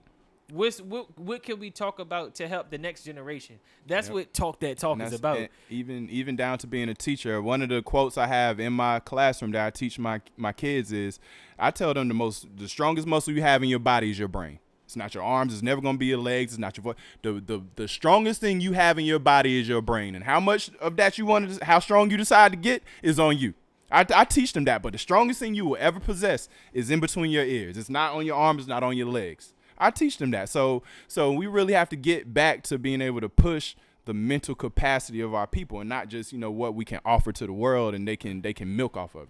How did you break out of the anxiety of never writing a book before, though? Because I want to write a book, and I tell people all the time, before I die, I'm gonna fucking write a book. But I have no fucking idea. This is about to help you. I'm glad. Talk to me, man. I'm glad you said it, because a lot of people struggle with this, and that was even me. I had been told, I had a blog at first because I just like to write. It was just something I picked up. I was like, I love to do this. This is an outlet for me. So I would write. And for the longest, I just kept a collection of it. I throw some of it on my blog, some the world had never seen. And people were honestly, every time I wrote, I like your blog. When's the next one? This and that. I never knew, because it's art. With art, you can't really put a timetable on it. It's how it comes to you, how you receive it, how it comes and goes. It has its own spirit in a sense. So honestly, man, I had a notebook. And I just took it with me one summer, and I said, I just want to see if I can fill up this notebook. That's all I said. I didn't know I was going to write a book. I didn't know I was going to do. I just said, I'm going to live with this notebook every day, whether it be 1 line or 30 lines. I'm going to put something in it. And eventually, over time, I look back at the end of the summer, I had a full notebook. And I said, now, what am I going to do with this? And literally all I did was just take that and type it and made it as crazy and as simple as it sounds. And we don't think we have it because the end result seems so daunting. Like when you think of a book, oh, that's hundreds of pages. Who the hell is going to write hundreds of pages about something? But with the mentality of, okay, I'm going to just take my pieces here and there from this day. And someday it might not come. Someday I don't write at all. Some days I don't write at all. And some days I'm able to write for 2 and 3 hours. You just have to take it as it comes and not force it. And once you're able to kind of look back at your compilation and stuff, honestly, bro, my first book was just a compilation of 80% of my blog that I'd already put up over little things I wrote over time. And when I didn't think I had the ability to write a book, and I look back and I had 80 blog posts. That's a book. No, when you really think about it, that goes for all my bloggers, all my creators, all my everything. When you look back, oh, I can never start a show, but you got 50 episodes of your podcast. That's a show. That is a show. We get so caught up in the daunting end result that we don't realize we doing all the bite-sized stuff right there. We doing it. At me. As they would say, at me. For real, that is me. So that's my thing for the creators, man. Just you take what don't doubt your ability, because somebody needs to hear your story. And that's what it is. It may not be for everybody, and it's not going to be for everybody. I don't expect everything I write or put out into the world to be received by everybody, but I'm going to touch that one right person. I don't care if it goes through 1,000 of the wrong hands to get to 2 of the right hands. You have to think that somebody somewhere is waiting on you to live your truth and to be able to experience your truth with you. And the sooner you're able to get it to them, nobody knows the impact you can have on them. Nobody knows. And I even doubt myself. Like, yeah, I wrote 2 books, but I doubt my writing most of the time. If I'm being honest with you, I'm probably more self-critical. Like, I hate a lot of the stuff that I wrote, but it was somebody else that came back and told me, oh, I really love you did it. Really? I don't like that. I don't like how it sounded. I don't like how I wrote. I don't even like going back to read what I wrote because it's not for me. It wasn't for me. It was for my release. It seems like all creatives doubt themselves. Yeah, It's that thirst for perfection, I think. Yes, it's crazy, man. And that was the biggest thing for me. When I wrote something and I wasn't crazy about it and I gave it to someone and it touched them a different way than even me and I created, I was like, okay, I got to get over this. I got to get over me really not feeling this is the greatest thing ever, because to somebody it could be. Or to somebody not even as the greatest thing ever. It's just good enough to get them to where they need to be next. And that's how I looked at it, man. It's just more so of, all right, this isn't for me. My art isn't for me. It's not for me. It's for me to give. That's my gift. Your gift isn't for you. If you know you can fucking paint, what good does it do you to have 100 portraits in your living room that nobody's ever seen? Right. It does you no good, So that's a fact. When you think of your creativity and your ability to do those things as something that's not for you, and it's your gift, it makes you have something to look forward to kind of give in the world, whether or not you're crazy about it. That's the self-critical part we got to get past. But once you do that, man, and you see that you start touching people and stuff resonates, even stuff that didn't necessarily resonate with you when you created it, like that was all I needed. I was like, okay, I can do this. But first of all, before we get too far, plug yourself. Where can the titles of your books, where can they get them if you still have your blog? Plug yourself. Okay. My blog is whoiswoo.wordpress.com. I don't really put too much on that anymore because we giving away books. content. Shit, you got books. Yeah, got to, exactly. Yeah, we making content. We trying to get the money up. But my first 2 books. My first one was Skydive, which was definitely a thought book as well, which came out February of last year, which is available on Amazon, as well as my new book Soul Notes, which came out March 1st of this past year. That's available on Amazon as well. So I have those 2. Congratulations to both. Actually. Appreciate you, brother. And you can follow me on, of course, I have the Facebook. Just type in my name. The best way to probably reach me, Instagram, who is WOO. Woo, you can hit me up there. My link is in the bio as well for all of those things to be able to purchase my books. And yeah, man, any way that I'm accessible, I'm here for the people, man. I'm a vessel, so it's like whatever I can do to get information out there, that's what I want to use my time to benefit others for. Okay, so I do want to get back into you teaching. Because you brought that up just now. and you are at Sugar Creek Charter, right? Mm-hmm. Explain the charter school to me, and for the people that don't know, because frankly, to be frankly speaking, I'm not really that well versed on what a charter school really is. Honestly, charter school is no different from a private school, meaning, and the only difference between a public school and a private school is that a private school can implement some of its own rules. Very little things. We still teach the same curriculum as a public school. We still, anything CMS does, we pretty much mirror. But the only thing that changes is like we get to decide whether or not we wear uniforms, how long our day is. So the only difference between a public school and a private or a charter is basically you'll have like a board of directors that funds it.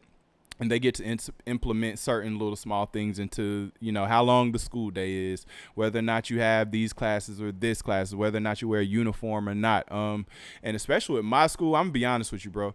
When I came to Charlotte, and the reason I've stayed in my school, I said for me, and just for me, I found the blackest school I could. My school is 98% African American. And not on top of that, most of the staff, most of the teachers there are black, which is extremely rare as well. I understand that. And that's even more rare. Extremely rare. We have a black principal. We have black facility, black. My whole team, all 12 kindergarten teachers and assistants, black. So honestly, that was a big important part to me, only because we need it.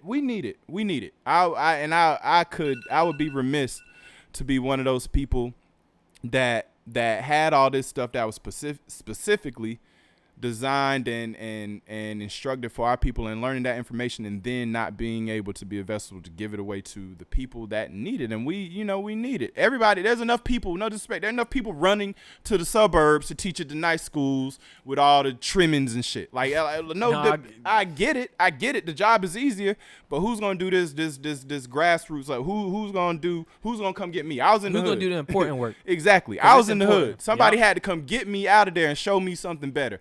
Who's going to keep doing that? Who's going to be that vessel, that beacon for somebody else? And that's always been where I was. It's like I can't learn all this and say, I'm for the people, and then use most of my time and not touch the people that I'm for, that need it, that were just like me, that were in those holes, that may not grow up with a father, whose father's in jail, whose mom is on drugs, who had to grow up before an early age. Those aren't a lot of problems a lot of other people are faced with besides ours. Yeah, and it's so funny that you just said that part about if your mom on drugs or your dad in jail, because I literally coming here, I stopped to get wine, and in front of the Harris Teeter, I seen two guys that I went to high school with begging for money.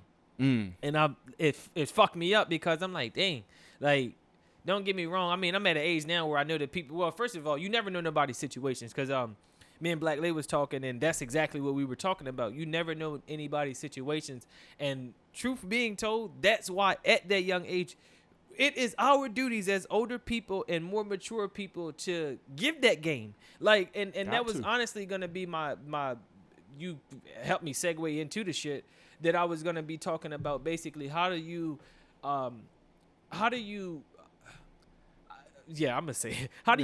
the fucking, How do you hype the fucking curriculum of school? Because I hear a lot of teachers, and specifically black teachers that teach in the suburbs, they want to change their curriculum, or not even just change their curriculum, try to cater to their own blackness for the black people in their school. Yeah. And truth being told, guess where you should probably be at? That's the biggest reason you can't. Anywhere that makes you feel uncomfortable about who you are, you shouldn't be there. Let me say, I don't disagree with that. Anywhere that makes you feel uncomfortable about who you are and what you represent, you shouldn't be there. Yeah, I can fucking completely agree with that. If you can't be comfortable with who you are, where you at, you don't need to be there. Right. You definitely don't need to be there. So back to those teachers that are wanting to change their curriculum a lot, and they're at schools that they're not able to do that. Why? Because it's not majority of their people. Yeah, and that's tough, man. And honestly, that kind of goes back to ownership too, because by and large, I looked at something that's crazy. 80% of all teachers in the whole country are white. 80% of them are white. And even bigger than that, man, something I noticed even in the primary grades where it's super important to where you imprint it. This is from animals. Like, honestly, the stuff that you carry with you for the longest is stuff you taught when you're the youngest. I don't know, even in my building, even in a predominantly black building, I'm a kindergarten male teacher. They don't see another male teacher at all until fourth grade. So when you really think about, and even when we think about how we came up, most of our teachers were women. We can probably attest that. Most of our teachers were women. Think about all the little boys that grow up in a single mother household, go to school, nothing but a female teacher, and they think he busy, he anxious because they don't have a male in there to understand that, oh, boys are like that when they're a certain age. So they get in office referrals and sent to the office and suspended because, oh, they have this person in here that doesn't know how to deal with the male energy, the masculine energy. And even from those things, and even back to the schools that are not really as racially accepting, let's call it that, I would find it very tough.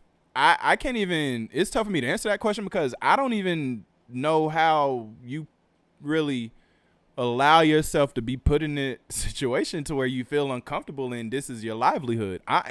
That's just me. Comfortability matters to what I'm doing, especially if it's something of my passion. Yes. We just stumbled on a very, very good conversation because you are the type of person that gives me the vibe that you will die about the things that you believe. Yes. Those people that are working at these, how did you rate the least racially accepted? Less racially accepting. Yeah, those schools that aren't accepted with the diversity of race, they they just don't get it. I mean, it's not only that they don't get it. I done fucking lost my train of thought too, though. I'm not even gonna lie. But even bigger than them not getting it. What was I saying before that? They don't get it, even though the racially non-accepting places aren't very open to them. I had a good fucking point. I lost it. But go ahead, just go. To piggyback off of that is my thing is that how can we go in these spaces and expect them to get it? Because the same way they were taught Christopher Columbus was a hero, I was taught Christopher Columbus was a hero, and he looked like me. That's what I'm going to grow up thinking. So we got to think that we sat right beside these white people and learn white history with white people. So the same way they have that sense of superiority because that's what we've been taught, that's also the flip side of the coin of why we have that sense of inferiority. Yep. Because we only know Rosa Parks. She was sitting on the bus for a long time. Harriet Tubman freed some slaves. Martin Luther King came, made a speech, and they shot Malcolm X. That's all we learned about black people in school. Yeah. That's literally all we learned. Mm-hmm. So we have to think that we're being taught white history. It's not that it's wrong history. We're being taught white history. Yeah, you got me back to my point too. Those people who know those people, because all right. You would have been a part of the Harriet Tubmans. You would have been 100%. So those people that are surviving, because a lot of people feel as though that they have to assimilate to survive, and a lot of blackness goes with surviving and assimilating. And I just in general, man, I'm at a point in my life where I don't judge those people anymore, because those same people that assimilated to survive in America, because if everybody decided to go off the plantation like Harriet Tubman, a lot of people would have been dead. Right. A lot of us wouldn't be here. Right. So I've been better with trying to be more understanding of people that choose to survive through assimilation. Mm-hmm. And I'm not honestly, bro, I'm not mad at those people, but I do have an issue when they try to raise issues like, well, hey, I'm not able to be black enough. Mm-hmm. Well, okay, if that's how you truly feel, you need to make sure that you can do that in those spaces. Know that you have to fight a fight that it's not going to get you a lot of glory. Yeah. To the masses, I should say. It ain't going to get you all the money. It ain't going to do all of that. Why? Because you're fighting for the have-nots. Yeah. Like, exactly. and be okay with that. And I think that a lot of black people have to realize that if you want to really do it for us, all the glory that your ego wants, it ain't happening. Exactly. It's not happening. First of all, you're not doing it for that. Mm-hmm. You're not doing it for that. So, and if you are, you're not gonna get very far. If you are, you're not gonna get very far. And that's something I had to come to terms with. It's very funny that you said how you went back to say, I'm a person that seems like I'm willing to die. It took me a long time to get to that point. And honestly, just watching any of our, and this is kind of where it goes down the hole, because this is where I look back to any of our great leaders. We can start back from as early as you want to, whether it's Denmark Vesey, to whether he was trying to orchestrate a slave revolt in South Carolina, and then he got snitched on. Whether it be Martin Luther King, whether it be Fred Hampton, whether it be Huey Newton, whether it be Malcolm X, whether it be Tupac, whether it be Nip, anytime, what I've learned is that all people that look like us, that stand for us for some things, eventually they become in some way, shape, or form a martyr for their people. And you can either live in fear and allow that to stifle, but what's going to happen with that fear is nothing changes. Or you can kind of embrace some of that, and of course you don't want that to be the end outcome, but you can't live in a fearful mind state of, oh my God, I'm standing for myself and my people. What do these people think? Let me censor myself. Let me stop the liberation of the minds and spirits of my people. Yes. So yeah, no, I've been for real. I've been so, like I said, I was born to die about about blackness. I was literally like I don't know a lifestyle without that.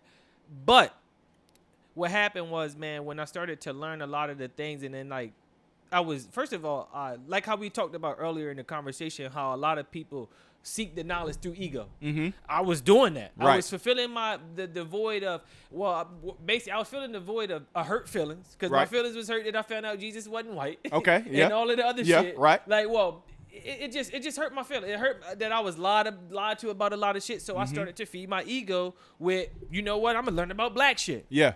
And now I knew we was kings and queens before all of this shit, but now I'm really gonna amp this shit up. Yeah. So I got to a point where I was willing to die about it, and again, doing out of ego. First of all, I'm not doing it in the most purest form. Right. So with that knowing now I know that. At the time, I thought I was doing the fucking greatest thing in the fucking world, telling my people about the shit that they need to know. Exactly. More friction than I needed. Yep. And I was like, damn, yo, I'm willing to die about this shit, even if I'm right or wrong. But these people don't even give a fuck. Yeah. Like, and I said, you know what? I'm just gonna do my thing. I'm done pushing this message. I'm done. Like, it was a point in time where I said, yo, fuck the literature. I said, yo, I don't even care. It got me to a point where I'm like, yo, this black shit that I'm so passionate about, that I care about, that I read about, it don't even matter, yo. Because nobody cares. That's the thing. And that's a bad mindset to be in. No, you know what? But I will tell you this. Even though that does seem like a mindset that's undesirable, I was just watching something from my man. I want to say his name's Booker, not the Booker T. Washington from Tuskegee, but another one.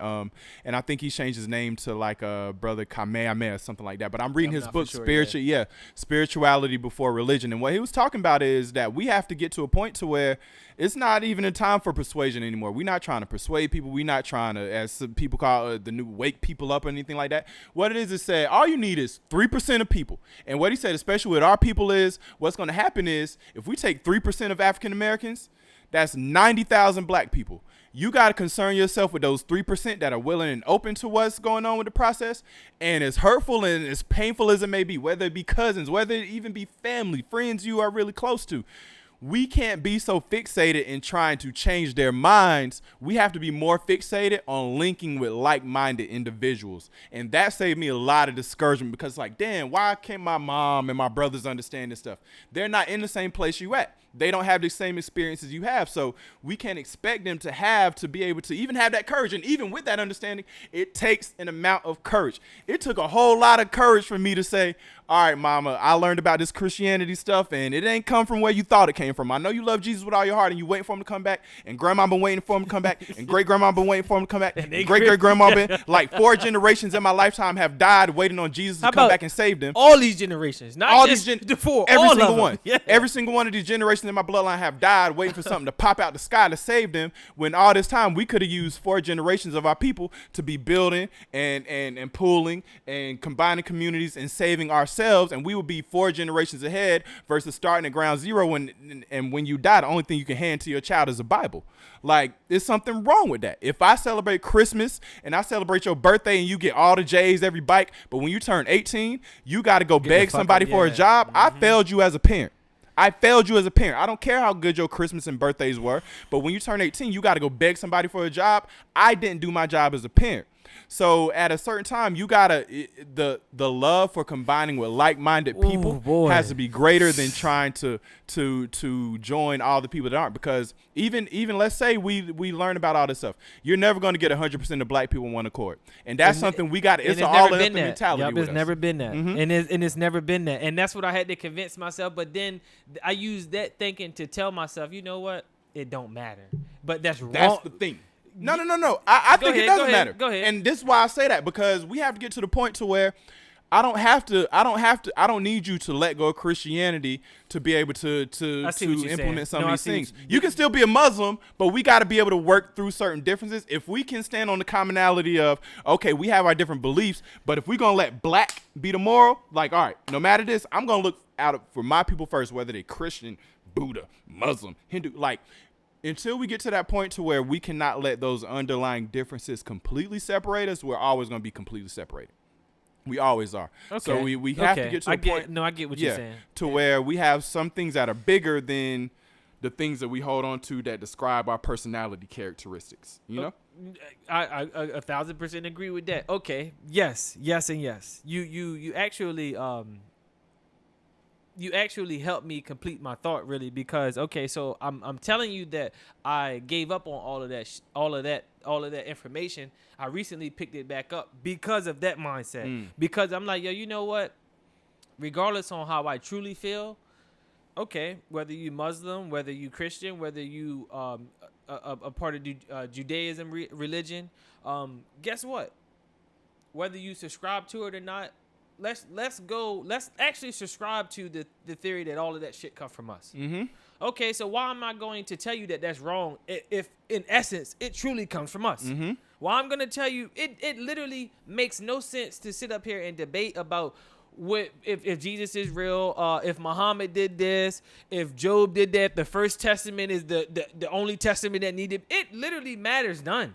Yeah. It only matters, like how you said, that we are at a point where we decided to rub elbows with like-minded individuals. Mm-hmm. So, what would be your first thing that you would help people that are on this journey of self-discovering? Because that's what it is to me. I think that just in general, it's a self-discovering, because I mean, usually how you said it, it's your journey wasn't any different than mine, as far as it was ego first, and then now it's like, you know what, let's do the thing let's get back to the original point to help our people, but let's do it in a more concise way. Let's do it in a more a less egotistical way. Mm-hmm. So what would be your first thing to say to somebody that's searching on that journey? First thing is always, before you can help anybody, you have to start with self.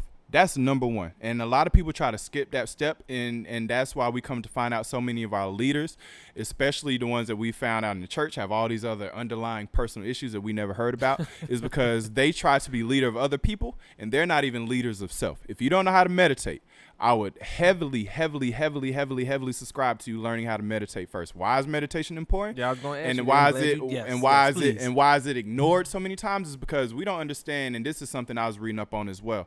All of the Western hemispheric religions, Catholicism, Christianity, they teach you pray. Grandma, pray till your eye fell out. Pray all night. Wake up praying. Go to sleep praying. Talk to God, not listen. We don't understand that prayer and meditation, this is how it works. Prayer is your outgoing call.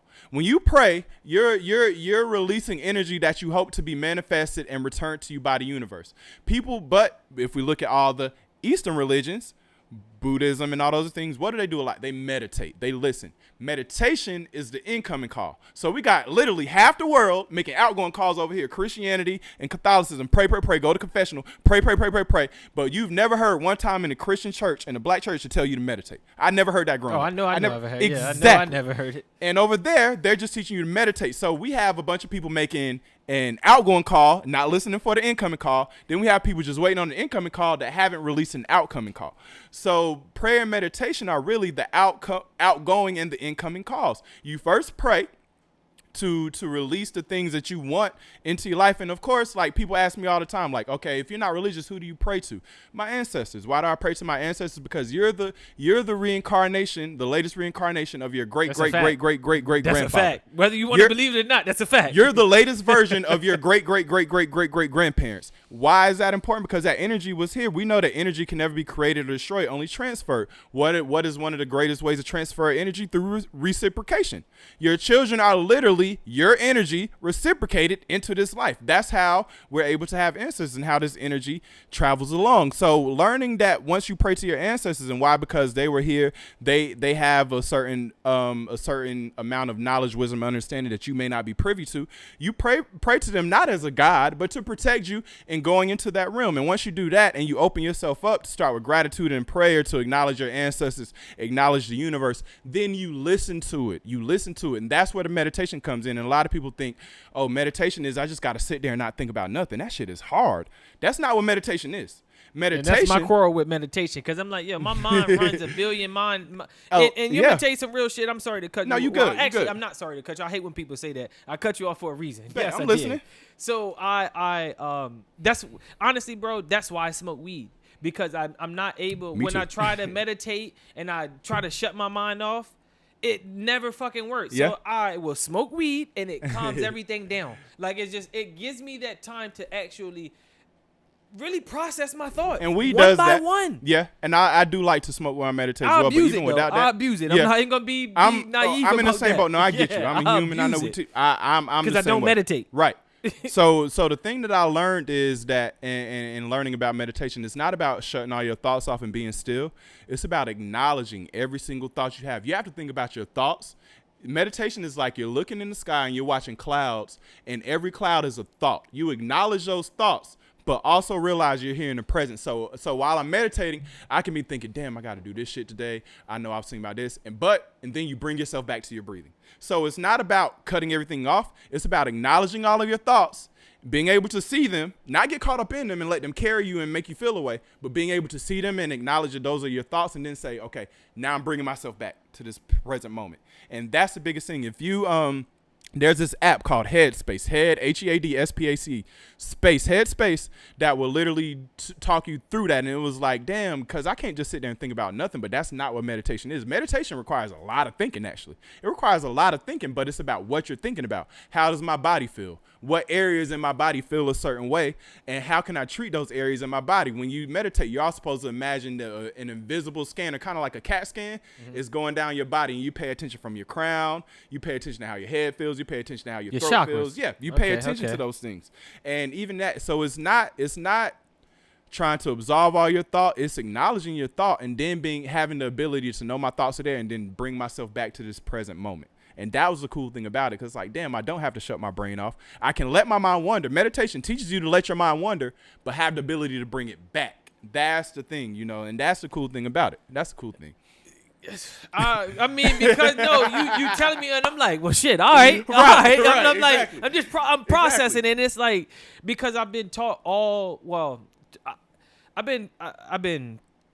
it's hard for me to even say taught, really, because I've researched enough, and that's what a lot of the meditation has been taught to me, is being still, shutting off your mind, allowing nothingness to be there. Mm-hmm. It is so not so hard. It's damn near fucking impossible for me to do that. Yeah. Like, my mind wanders so much, but you put rhyme to that reason. You put rhyme to what it really truly means to be still. It's not being still in the sense of not having thoughts. It's being still in the sense of being present. Yes. Being present in your thoughts, mm-hmm. being present in your reality, mm-hmm. and just literally being still. Yes. That's embracing it. I'm telling you, and even the benefit that if you can do it outside, that helps, man. The sun is one of the best tools you can use while meditation. Find where that sun is shining, sit under that sun. Don't burn you if you look like me. Sit down in that sun. And that's the same way I was taught to get out that sun. You're gonna get dark. The sun, especially for people that like us, one of the best things you can do to just sit. That's and how bask information in. get here. So many,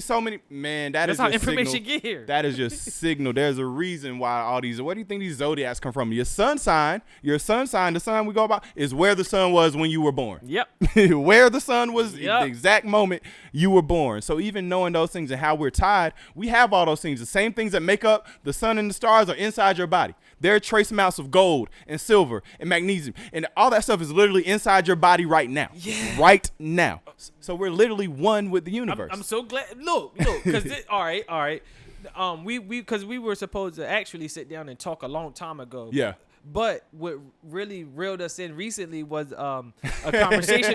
This is great because this was just back with you saying, well, people ask you all the time, who do you pray to? And you say your ancestors. So just to catch people up a little bit as far as, and I'm paraphrasing of what I'm about to say, as far as our tweets that we had exchanged, and that's what literally got us here to this point. So you had made a statement about, and again, I'm paraphrasing. If you want to quote it correctly after I do this, definitely do so. You had basically made a statement like y'all gods that basically y'all pray to are pretty much very violent. Yeah, I was gonna say evil, but I'm glad you actually corrected me. Violent. And I had chimed in, and I'm like, well, and just now that we here, this is what clarify Twitter, because I it's hard to do that, and I wanted to tell you the same thing because people will misconstrue it as arguing or whatever. It's never from a standpoint of anything like, oh, I'm trying to prove you right. First of all, let me tell people this: when you see me on Twitter, I'm never upset. Yo, listen, me too.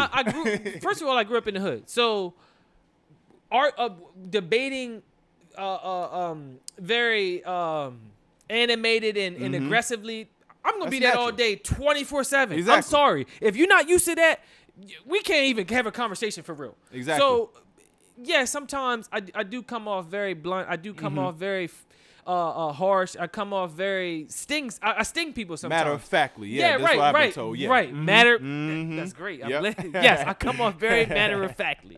That's great actually. So I do come off that way, and I'm very I know why. And I want people to realize there's no malice behind it. There's no anything like that. I was just taught to be sure of myself, even when I'm wrong. Exactly. How about that? Exactly. I was just taught to be sure of myself, even when I'm wrong. Exactly. So when we were talking on Twitter, this is what I really was trying to say.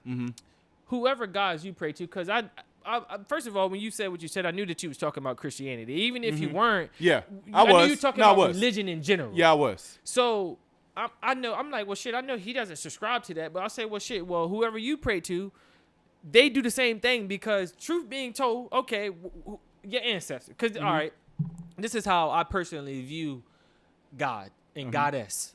I first of all subscribe to my ancestors. Since I know this, my ancestors been here since the beginning of time. Literally. So with that being said, if we're gonna go with, if like I said, whether people want to subscribe to any of these three big monotheistic religions or not, it comes from us. Whether you want to call it fact or fiction. I agree. Me personally, if you want to go by it as fact, cool. All right, but let's do that then. Okay, so that means that the first people was black. That means the first people, Adam and Eve, that had a connection directly with God, were black. So with that being said, we have to talk about gods, being gods and goddess being black people. And not black people in the sense of what we see manifested now, but I mean black people in the sense of everything that we see on this plane is manifested through the black consciousness. That's what I think. I'm so glad you said that. There was a quote that I saw that I'm so glad you even brought it up, is that, and I think his name is brother Ali Shabazz or something like that. He said, I know who Ali Shabazz is. God did not create the concept of man. Man created the concept of God. Everything you see, whether it be this lamp, this chair, this pillow, this floor, this table, it had to start with a thought first. I can't have a table if I don't think of a table in my consciousness first. I can't have a shirt if I don't think of a shirt in my consciousness. Have a sun. Fuck the small things. Let's talk about the big things. Thank you. So I'm glad you got there. So from my understanding of what I think this is that, since I understand from what I think is that we are all God having a human-like experience. That's what it is. Not that anything, the elements of nature are all aspects of God. The sun is an aspect of the creator. The water, the trees, the earth, the mountains are all aspects of the creator. And we are an aspect of the creator. So there's not one thing that's God, but all of these things manifest themselves as God, as an extension of that power. Yep. And so that's what it is. I don't think we were sent here to worship something, but I think we were sent here to learn how to use the elements, use the water, use the trees, the herbs, the plants, the fruit, the vegetables, use the sunlight, use the earth. We were sent here to use those things to manifest our heaven, because heaven and hell are not places. No, They're that's states just of mind. Yeah, I was ready to say that's a human manifestation. Exactly. Of some shit. So exactly. But okay. So when I said that your guys do the same thing in the sense of, look, your ancestors, no matter how far they go back, they created this world for this violence to even be here. That's what I was really trying to say, but I know that I didn't say that correctly because we are here now. Right. I get you. Yeah. So I'm cool with the misunderstanding on Twitter because we're here now. Exactly. We're fucking probably about 2 hours in. I don't even know right now, but I mean that's exactly why I'm appreciative that we're able to have this platform to converse. Right. Not be on Twitter with our 140 characters or however many they gave us now or whatever it may be. I'm good on that because I first of all, like I said, I realized that Twitter's a place. Twitter's a tool. Right. It's not the place for you to spew all the information out. It's just not. It's not. It's not. Because not. First of all, half the people on there don't give a fuck. Yeah. So the people that do care about it, they're gonna be too scared to even say anything because they're not the people that's tweeting this shit. Right. Because if they tweeting it, they already know that they don't care. They're at a certain level where they're like, okay, well, I'm gonna get scrutinized, I'm gonna get praised, I'm gonna get whatever. Right. I'm here. Exactly. So it's at a point now where I'm appreciative of that misunderstanding. So now we can do this. So getting back to those guys. So like I said, I do genuinely think that this world that we see is created off the manifestation of blackness. And I mean that in every shape and form. I agree. I do think also, I don't subscribe to, even though we talked about it earlier, I don't subscribe to the evolution theory at all. Me either. It makes zero sense. Me either. Again, if we want to subscribe to it, black people was here first and then everybody else came, cool. If we want to subscribe to that, I got questions about it. Okay. This is me personally. I think that what we have created with this planet, this universe that we have, the galaxy that we have, it's an open galaxy. It's an open world. And other people that have gods, because we're not the only motherfuckers that got gods and manifested our life through this form. We're not. We are not. We're not that special. I love blackness. I love black people. With truth being told, we're not that special. We're the only people with gods. I'm sorry. I will have to ask because I do understand now when I say I disagree with the theory of evolution, I'm more so speaking of I know people didn't come from apes. Oh well, yeah. Yes. But I do think that black people were the first people here for a very long time. Now the reason I say that, I do think that too. Okay. I don't think that people come from us though. I don't think that. Okay. I think that where's the feline that all felines come from? Where's the butterfly that all butterflies come from? Okay. Where's the dog? They say a fucking wolf, but you're not about to tell me that a Yorkie comes from a fucking wolf. You're not gonna literally make me think that. It makes zero sense. What did you manipulate with that to get that? I agree. You're not gonna tell me that all people in this planet came because of black people, but you cannot tell me that all felines was here because of a lion. You're not gonna make me. You haven't done it. The only thing that comes from one thing is humans. Everything else comes from different species. It developed. So why other people didn't develop right along with us or after us? Why? I guess now shit. I know it's your platform, but I'm gonna have to ask you a question. I guess we're just conversing. where would you think other? Well, okay.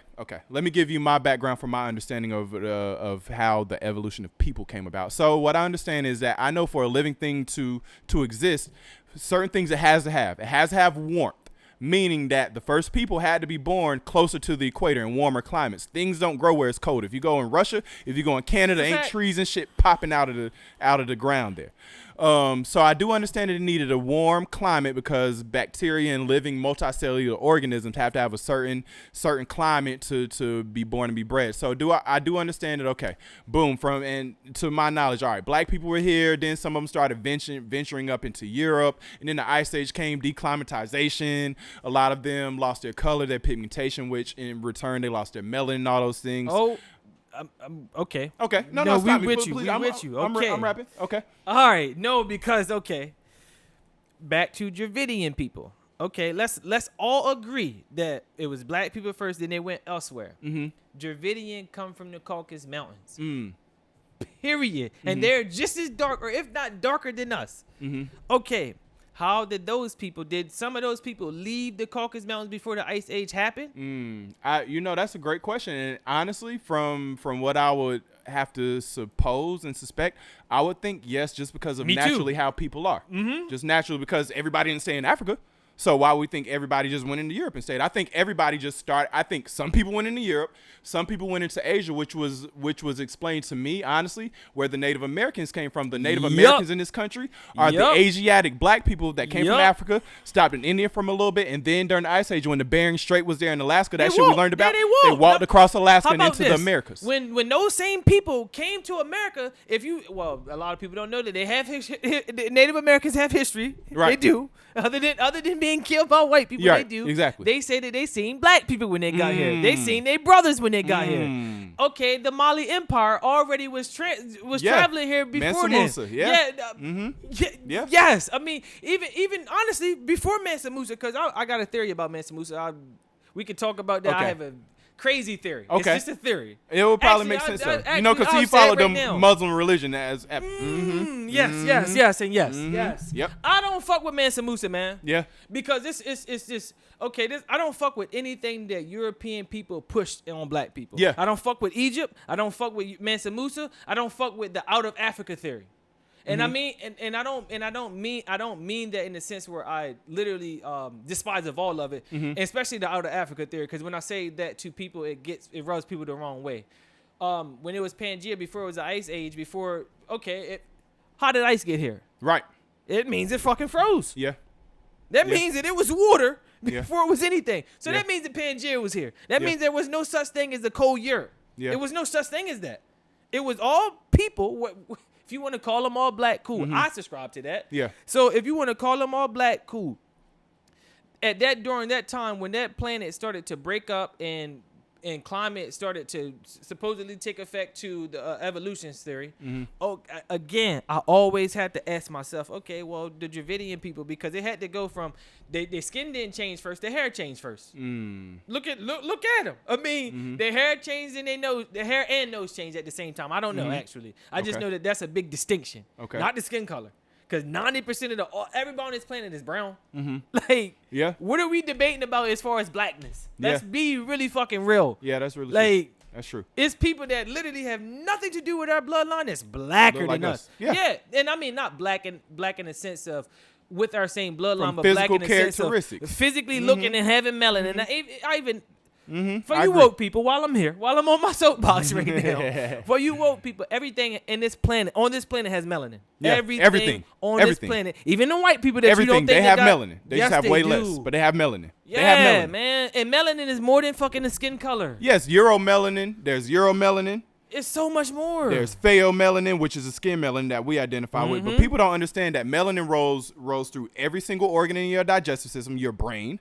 It runs through your lung. It runs through everything in your body. Remember that dark matter that you was talking about that was made up of the sun? That's melanin. And even on top of that, some crazy shit that I was looking at. Because we've been taught that what's the fastest thing ever that we know? The speed of light. The only thing, now what I've been taught is the only thing that's faster than the speed of light is the speed of darkness. Why? Is because everywhere the light went, darkness was already there. Well, yeah, because 99% of our universe is darkness. It's darkness. Dark matter. Dark matter. This dark matter is melanin. That's why I also subscribe to the fact that this manifestation of what we know of the universe is because of black people. Yeah. Okay, if that's the case, if we were the first people, that means that we were the first people to manifest ourselves into gods. That does not mean that we were the only gods in God that's out here. I agree. So, okay, with that being said, I do think that there are other. First of all, I don't want to pigeonhole this conversation and not acknowledge the fact that there's multiple spirits, there are multiple gods, and I mean souls. Right. I don't subscribe. Souls are not spirits. Spirits are not souls. They're different. Yeah. The soul is your individual thing. Go ahead. From what I've learned in reading this book again, Spirituality Before Religion, what I've learned is the spirit is the thing each individual is blessed with. No. The soul is the energy each individual is blessed with. The soul derives from a spirit, which is more of a communal thing. So spirit is umbrella of soul. Soul and spirit are not synonymous. I'm not going to disagree, but this is where I have soul. spirit. A soul dies and it becomes a spirit. A And I spirit may have those two confused, but I know that one comes from the other. Okay. You say your truth, I say mine. That's it. Look, I take what's good for you. Right. You take what's good for me. That's it. So you got a soul, which is the Almighty that can touch all abodes. Meaning, a soul isn't confined to this body. A soul, right. okay. For example, where was your son's soul before it got to him? Right. Exactly. I mean, and even further, you are not your body. You are not your body. Yeah. So you have this soul that is able to have this direct connection with everything that's on this planet. I'm not saying that it does, because some people have lost their soul. They have lessened their soul through a lot of things. Diet, just forgetfulness. 100%. Forgetfulness of your ancestral DNA is what I'm really talking about. You have just a lot of things on why people lose their souls. A soul will die and become a spirit. A spirit is controlled by other entities. Okay. A spirit is not able to reach certain abodes that, for example, if a soul can reach to the sun, a spirit couldn't. A spirit would only touch the moon. Yeah. Okay. Okay, so then you have a dying spirit, which is a ghost. A ghost ain't nothing but evil. A ghost is nothing good. A ghost is literally truly an evil spirit. To my understanding, an evil spirit that has nowhere to go. They're trapped on this abode. That's it. They cannot go any further.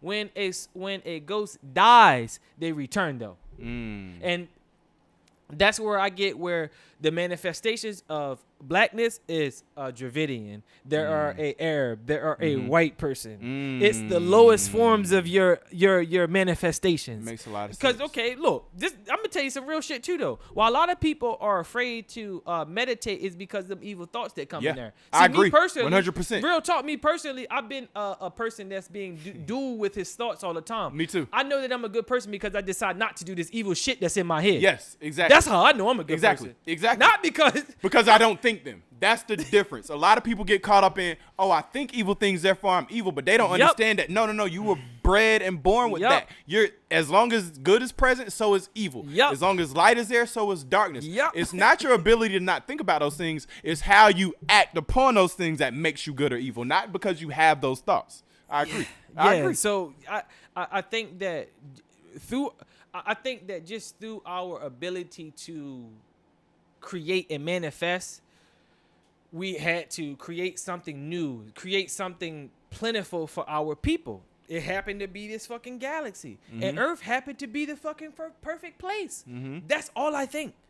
Past that, bro, honestly, I don't believe in the monotheistic religion of God. Like it doesn't make sense to me for it to be one. It doesn't make sense. First of all, Elohim, I'm pretty sure you are. Elohim is a host of beings. Exactly. That literally translate in it. And even bigger than that, Elohim, if you look into the Quran, is actually a female. And so if I were to start, do that. Exactly, they don't want to do that. I'm just dropping this nugget. But the Quran. If I was to attest to a God being real, 100% it would be a woman. Men are a mutation of women. That is a scientific fact, which is why our chromosomes are half the size of a woman's chromosomes, which is why they're able to reproduce and we can't. Men are a literal mutation of women. So if I were to subscribe to one, it couldn't be patriarchal, because I know for a fact who is his mother. Did Adam and Eve have belly buttons? That's one of the simplest questions you can ask somebody. Did Adam and Eve have belly buttons? If they didn't, then where'd they come from? That's a fact. I mean, where'd they come from? It is what it is. It is. And you know what's so crazy, bro? I'm gonna tell you something. I'm so glad you said that. So that's what made me get off that journey of pushing it on people. I was trying to tell women that they were a goddess. And bro, do you know the fucking backlash that I got from that shit? I do, because I got it too. You not a man. You don't know what a... Yeah. I'm not saying any of that shit. I'm not saying any of that. I'm not saying any of that. All right, you and it literally just made me say, yo, you know what? I'm done with this shit. Like, I've tried to empower the niggas. It's hard. It is. So let me go with the women. Let me teach them that, okay, if you say the Heavenly Father, guess what? A father has a mother. Exactly. Don't. God, the Son, and who's the fucking Holy Spirit? You know what they did? They took the woman out. They took the woman out. Our Holy Trinity.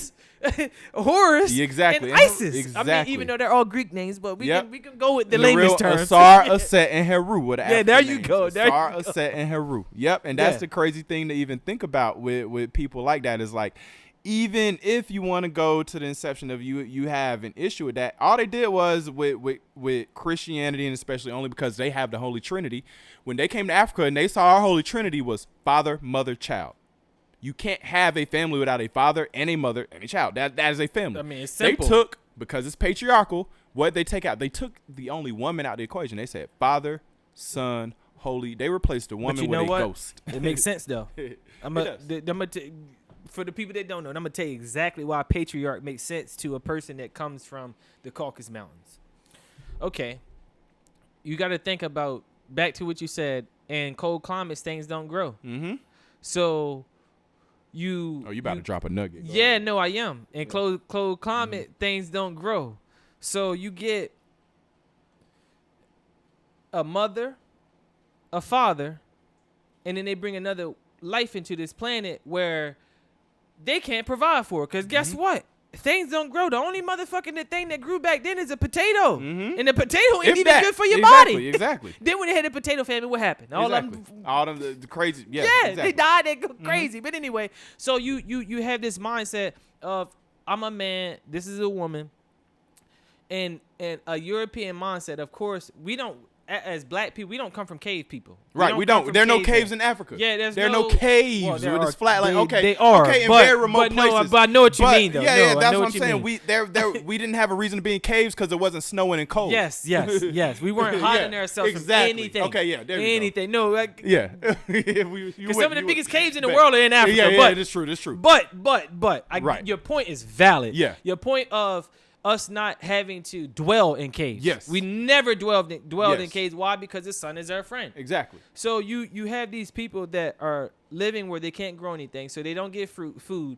They have a different mindset. They have to go and get an animal. Scavenge. And yes, scavenge. And whether people want to realize it or not, some of the most brutal and ruthless animals are from cold climate. Yes. People don't understand that all the stuff we eat, the chicken, the pig, and the cow, none of those are indigenous to Africa. If you go into ancient Africa, you're not going to see a picture of a cow. You're not going to see a picture of a pig. And you're not going to see a picture of a chicken. Why? Because they didn't come from us. And even on top of that, I'm going to take it a step further. That's true. I'm going to take it a step further right here. Even when they couldn't find animals, cannibalism and a lot of homosexuality started in the Caucasus Mountains. Now let me explain why, because I'm not just going to spew some shit. When you couldn't find animals, when you couldn't find vegetation, you're going to the number one rule in nature is self-preservation. How can I stay alive? That's the number one rule in nature, whether it be a bird, a worm, or a person. Number one rule is self-preservation. How can I stay alive? If I can't grow nothing, if I can't find nothing to eat, I have to start looking around me. What are the easiest things to eat? They started with the old people first. Old women. Why? Because they're not as strong as old men. Then once they ran out, do you think it was easier to tackle and eat a woman or a man? I'm going to start with the women first. So now after we participated in cannibalism. You took all the words out of my mouth because I was going to say all of this, but continue, please. All of that. But please. Once we even got to, okay, damn, we've looked around. There were no fruits. There were no vegetables. There's nothing to grow. We ate all the women. What are we going to use for sexual pleasure? There are nothing but men here. And boys. You will not go anywhere in Africa and see paintings, murals, statues of homosexual activity in Africa. But if you go to Europe right now today, you will see all kinds of statues and paintings of little boys standing by little men's private parts. No women. They did a lot of boy to man love. That's how the Olympics happen. You see, yeah. Man, it's a fact. Yeah, that's a fact. I can't even. That's how the Olympics happen. I mean, even with war, when the Greeks were taking little boys away, giving them their manhood, which basically they were raping them at the time, and that's how they got their manhood basically, and it still rings today. Yes, but back to the Caucasus Mountains, because I want to definitely get to that because I want people to just understand the psyche of a black person and a Caucasian, and I don't want to say I want to remove whiteness from my vocabulary and just say Caucasian, so that people can understand that Caucasian isn't white. It's not, because It's not only white. most people that we see as white don't identify as Caucasian. Yeah, or white. really, yeah. They don't. Which is crazy. They'll to tell me, you they're not. Which They're is not. crazy. Yeah, exactly. Italian people, y'all white. Asian people, y'all white. I'm gonna be real with you. Y'all white. I'm sorry. Yeah. Yeah. It's okay. Yeah, it's it's okay. like, honestly. It hasn't recorded in like a minute, but It's okay. Yeah. No, it's okay. We'll keep the audio. I'll even keep this, matter of fact. This is how good the conversation, ladies and gentlemen. You didn't get all of this shit on video. That's real. I'm sorry. Real. We still chopping. I'm sorry. Yeah, and I ain't done. How about that? The people need this. We still Yeah, chopping. I So ain't keep done. going. They white. But keep So going. yeah, no, for real. No, for real. So I want people to understand why we don't have this. Like how you said, the idea of race. Racial affinity isn't us. It doesn't make sense for us to be racial affinity. If we were racial affinity, if we had racial affinity, it would be no other people on this planet. Not at all. We would just decide, Yeah. you know what? We are the people that only need to be Yeah. here. Let's kill everybody else. Yeah. We don't have that ideology of racism. We don't have that ideology of I'm gonna kill my brother or my mother before. We don't have that. Why? Because we had everything was plentiful. Exactly. Fucking fruits falling We from didn't the need to scavenge, we because don't. we could walk outside and apples and pears and peaches would be on the floor. It even says it in the Bible. The Bible tells you that the meat of the trees will the fruit of the trees will be the meat of the land, and the herbs will be for the healing of the nation. It says that in fact. your Bible. It's a Genesis fact. 129 if you want to look it up specifically. If you want to look it up specifically, it says that stuff. No, man. it's true, man. Yeah. And it's to a point where I think that you know what? Not even I'm fuck what I was about to say. This is what I need to say. Thank you for this conversation, because Definitely. it's getting me back to with the fearlessness. Because I was so fearful to talk like this on this platform that I put myself in that position, just like earlier before we got the cameras rolling, where I was telling you I was tired of interviewing rappers and all this other shit. It was because I was so afraid to actually talk about the things that I really truly wanted to talk about with the people that I really wanted to talk about it with. I had this thing where I was just doing like live shows on my own, and I was able to have that freedom to do it because I didn't have to try to pressure somebody into being about blackness. Yeah. Now, that's now real. I ain't have to say shit. I'm like, yo, let's just talk. That's real though. Let's just talk. No, that's and super now real. this shit is just like, it's a breath of fresh air. Yeah. It's a breath of fresh air, and it's like, yo, you know what? All the books that I half read because I got out of the information, finish them. Yeah. Finish them. Yeah, man. And even though, because like a lot of the stuff that I was recently reading was a lot of information that white scholars seen when they came here. Actually, it's so crazy. A lot of this stuff, and I'm gonna send you a lot of the stuff that I have. Okay. It's a PDF. Yeah, It's please on do. PDF. Please do, bro. They basically, it's a lot of journals that European people were coming here and seeing how Arabs and Muslims were treating black people, and that's what made me. Because back to earlier in the conversation where I was talking about my mom finding out that she was Fulani. So what I like I did, I just did the research. So when I started to do the research, I realized that the Fulanis were the buffer to the white people, right? basically. Yep. Yes. And the middleman. They were the middleman. Yup. So then when I found out they were the middleman, I'm like, well, shit, how many people in Africa look like me that ain't me? Like, that's when it opened my eyes. So I found this book. It's like it's called like the Arab slave trade and the several races in Africa. Okay. And then underneath in parentheses or in like a subcode, it got in the several races of white men. Like damn. in this, bro. When I'm Damn. telling you, it's so crazy, yo. Like. Man, it's crazy. It blew my mind on. First of all, it explained to me more why the people in the transatlantic slave trade and the Arab slave trade all look the same. Yeah. We all fucking look the same. Yeah, you we can do. get somebody from Nigeria if you never heard them fucking talk. Yeah. If they are part of our tribe, they ain't gotta talk and they look like us. Yeah. They look American, as Yeah. they would say. That's real. Like and vice versa. You go to Brazil, you can hear you not even see them people speak. Yeah. They look They like look me like and you. exactly. They literally do. I would say, no, he from Crenshaw. He Yeah. from Groove. Yeah. He from Fayetteville. Yeah, from, bro. Yeah, no, so it's you can't escape that. Yeah. Matter of fact, millions of years haven't escaped that. Millions How about of years, that? bro. So Millions of years. It got me to a point where I'm like, yo, stop worrying about it being African, because truth being told, African is too broad. It It's is. just like It saying is. it's just like saying Europeans enslaved Europeans when you're talking about the Jews being enslaved by the Germans. Right. No, Exactly. you got to be specific. No, You what do. Africans enslaved? You do. So what It's Africans in Asian. slavery? It's a million different Asians. You know what I mean? Like, that's a continent. People don't understand. Africa's not a country. It's a continent. Kenya ain't doing what Sudan is doing. It's not. The just Congo not. Republic is not doing what It's Egypt is not. doing. Ethiopia is not doing what Mali's doing right now. We got to understand those factions. It's factions within our blackness. Yeah. It is. And It you is, know, man. while we here, I mean, this has nothing to do. I'm just spilling this out because it came to my head. The Onk. I love the Ankh. The Onk. You know what I think? If you don't know this word, Akuaba. Okay, Akuaba. For the people that don't know, it's a woman. It's a woman of fertility. You'll see it's a big head, a little body, arms to the side, and legs straight down. It's And the cross. Think about the Prince It's symbol with the circle yeah, at the top. it's exactly what an Onk is. And you know what I think, yo? I think that Egyptian history that we have been taught is watered down. I think a lot of it is very watered down. It's a reason, though. I think that the last people that I think the Egyptians were Arab. I think the Egyptians were Egyptians. I think the that new dynasty of them were. Yeah, no, that's what I mean. Egypt. We never called ourselves Egyptians. We didn't. Never. You're right. Because we were actually, it was Kemet. Yeah, We were it was Kemet. never Egypt. Yeah, so It was the Kemet. people that decided they called it Egypt, Egypt they called were white themselves people. Egypt. I Yep. think that they were either white, They Europe, Arab, They whatever weren't black. They weren't. But they we weren't called it Kemet. Right. Kemet is what we called it. And I think that's where the Onk come from. I think that It the does. Onk removed the actual property of what Akuaba was. Because if you look at Akuaba, it's a woman. It's the Onk. You know why? Look at this. This is crazy. A lot of people don't even understand the correlation between the Ankh and the cross, because when you look at it, the only difference is instead of the circle at the top, it's another line. So what the Ankh, another representation of the Ankh, is the Holy Trinity. Yep. The circle at the top is the womb, the Yep. woman, the universe.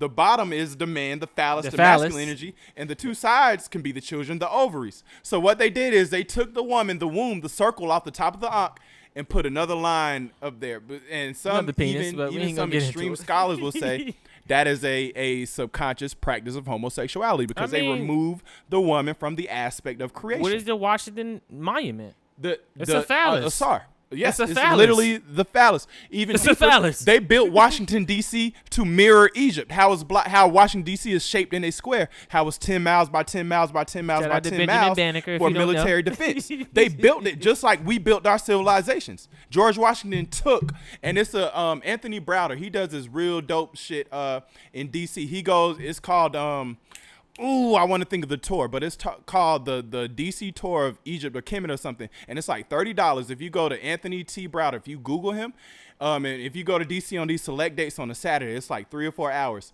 He takes you around all of DC and shows you where the African influence is in, from the Washington Memorial to the Lincoln Memorial to the Washington Monument to how the Washington Monument shines on water. The same thing is in Africa right now. They got all of those things, everything in Washington D.C. Yep. From those statues to the one MLK standing there. There's a statue, thousands of years that looks just like that. They literally took everything out of Washington D.C. They took it out of ancient Kemet. Now I won't say Egypt, because the history we were taught of Egypt is where when white people came. A lot of people don't understand that there were a lot of white pharaohs in Egypt too after Yep. a certain point. I even think Ramesses was white, but Yeah, and that, I think Ramesses was yeah, white. yeah. And you know what? While we on the topic, I think, and this is just King Tut. I think King Tut was what they would say Jesus was. Yeah. I don't can see know. that. I literally have zero idea. Oh, Honestly. okay. I have see. no idea. It's just what I think, because the lies that I know that King Tut, the lies that surround King Tut, and then why he was the boy king. He was this boy he that got was supposed to super be early, and he died very early too. A lot of people don't Yeah. understand. He wasn't even in power for very long. Man, he, to my knowledge, I think he was about 19 or something Yeah. like that when he died. Yeah, it was He from was like what, 9 to 19 or something. Yeah, I was like, ready even to say- crazier than that. It was like he was a child though, basically. Yeah, he was yeah. a child. And like I don't know. Like I said, I don't know. I have this theory that he is supposed to be this Jesus figure. I don't know. I literally have no idea. If you want to look into it, what I've learned is Ptolemy, Ptolemy. When they started, Ptolemy first, second, and third, the pictures of Jesus that we see are actually a representation of when Ptolemy came into rule in Egypt, and he had a son and a grandson, and they were the first indoctrinators of Christianity into Africa. Ptolemy. Ptolemy. Was it it's not. Was it the Kabbalah then? The Catholicism? Was it? No. Fuck. Go ahead. Keep talking. This even predates that. But what I looked at is that because a lot of people don't understand that really what happened in Egypt. The reason why Egypt is so revered is because that was kind of the climax of our intelligence put on display to the world. Meaning that we have more documentation of black history, black inventions, black manifestation in Egypt than any other, or Kemet in any other part of the world. But a lot of people don't even understand that before Egypt, what's right under Egypt is Ethiopia. So a lot of the intelligence didn't even start in Egypt. It started in Ethiopia, which was Kush. It was called Kush. Ethiopia was Kush, and Egypt was Kemet. Well, I think I don't know actually. I think it was Nubia before it was Kush, or vice versa. Exactly. I'm not for sure, but I know it was Nubia. And I don't think the Nubians were us. But go ahead. Yeah, and even that. But we do understand that civilization started along the Nile River. Yeah. Because we had to have water, we had to have a source of vegetation and everything. So if you look at where the Nile River starts, it starts in central Eastern Africa, like central, a little bit to the east, where Ethiopia and where a lot of those things are, where Kenya, a lot of those things are. So even that, and then learning in the invasions, eventually it got taken over by when Alexander the Greek, I don't call him the Great, he came in and raided all of our libraries and all of that. And then we started having white rulers in Egypt, white pharaohs, and that's where our history of black people even comes from. You got to dig even deeper to find pre-white Egypt, because a lot of main history will start with plain white Egypt. And people don't understand that there were Europeans and Arabs that were in control over. If you go to Egypt now, it is 90% Arab. Ain't nothing but Arabs. 90%. And they were taught that slaves built all that. There's no way that slaves could have built those things. They ain't smart with enough. Those calculations. This is not shit you just threw together. These are things that we can't build today with machines. You think a bunch of slaves could have built that stuff? Yeah, you're not going to convince me that, because I know how y'all treat slaves. Y'all didn't allow them to read. Y'all didn't allow them to be smart. So you're not about to tell me that a slave moved this 2-ton brick you're not about 18,000 times and built this perfect. That's aligned with Orion's belt, aligned with constellations. That's aligned with all the stuff in Central America with the Aztecs, the Mayas, and the Incas. It was all built on the same latitude and longitude lines. This is fact. You can look this stuff up right now. Which that shit blow my mind, man. It's crazy. It really blow my mind. Yeah. It blow my mind how the Dogon Empire allegedly seen the Orion and the Orion's belt with the naked eye. You can barely see not even just that, they seen the Sirius A drawer star rotating around. I want to say Sirius B. I'm not for sure. I probably got that mixed up. But either way, you can barely see that on a high-power telescope. They literally was doing dances, literally imitating these things every time that the drawer star rotated the Sirius. I think it was Sirius B. Yeah, I want to say it was Sirius B, but the drawer star basically did that, and that's where they got the rain dance from. The Native Americans, because a lot of people know the rain dance from the Native Americans. The Native Americans, which were the Hopis that did that, they got that information from the Dogon Empire. And people don't even know the Nile River was really called the Hopi River before that. Hopi is where it wasn't called. We didn't call it Nile River. That's a white name, Hopi River. So think about even where we think about Hopi Indians, Hopi Rivers in Africa. It's all this is the truth. What I'm learning is the truth is stranger than fiction. In my whole journey and all of this, the truth is even stranger than the fiction we've been taught, man. Yeah, man. And you know what else? I know that let me see what we did in clips.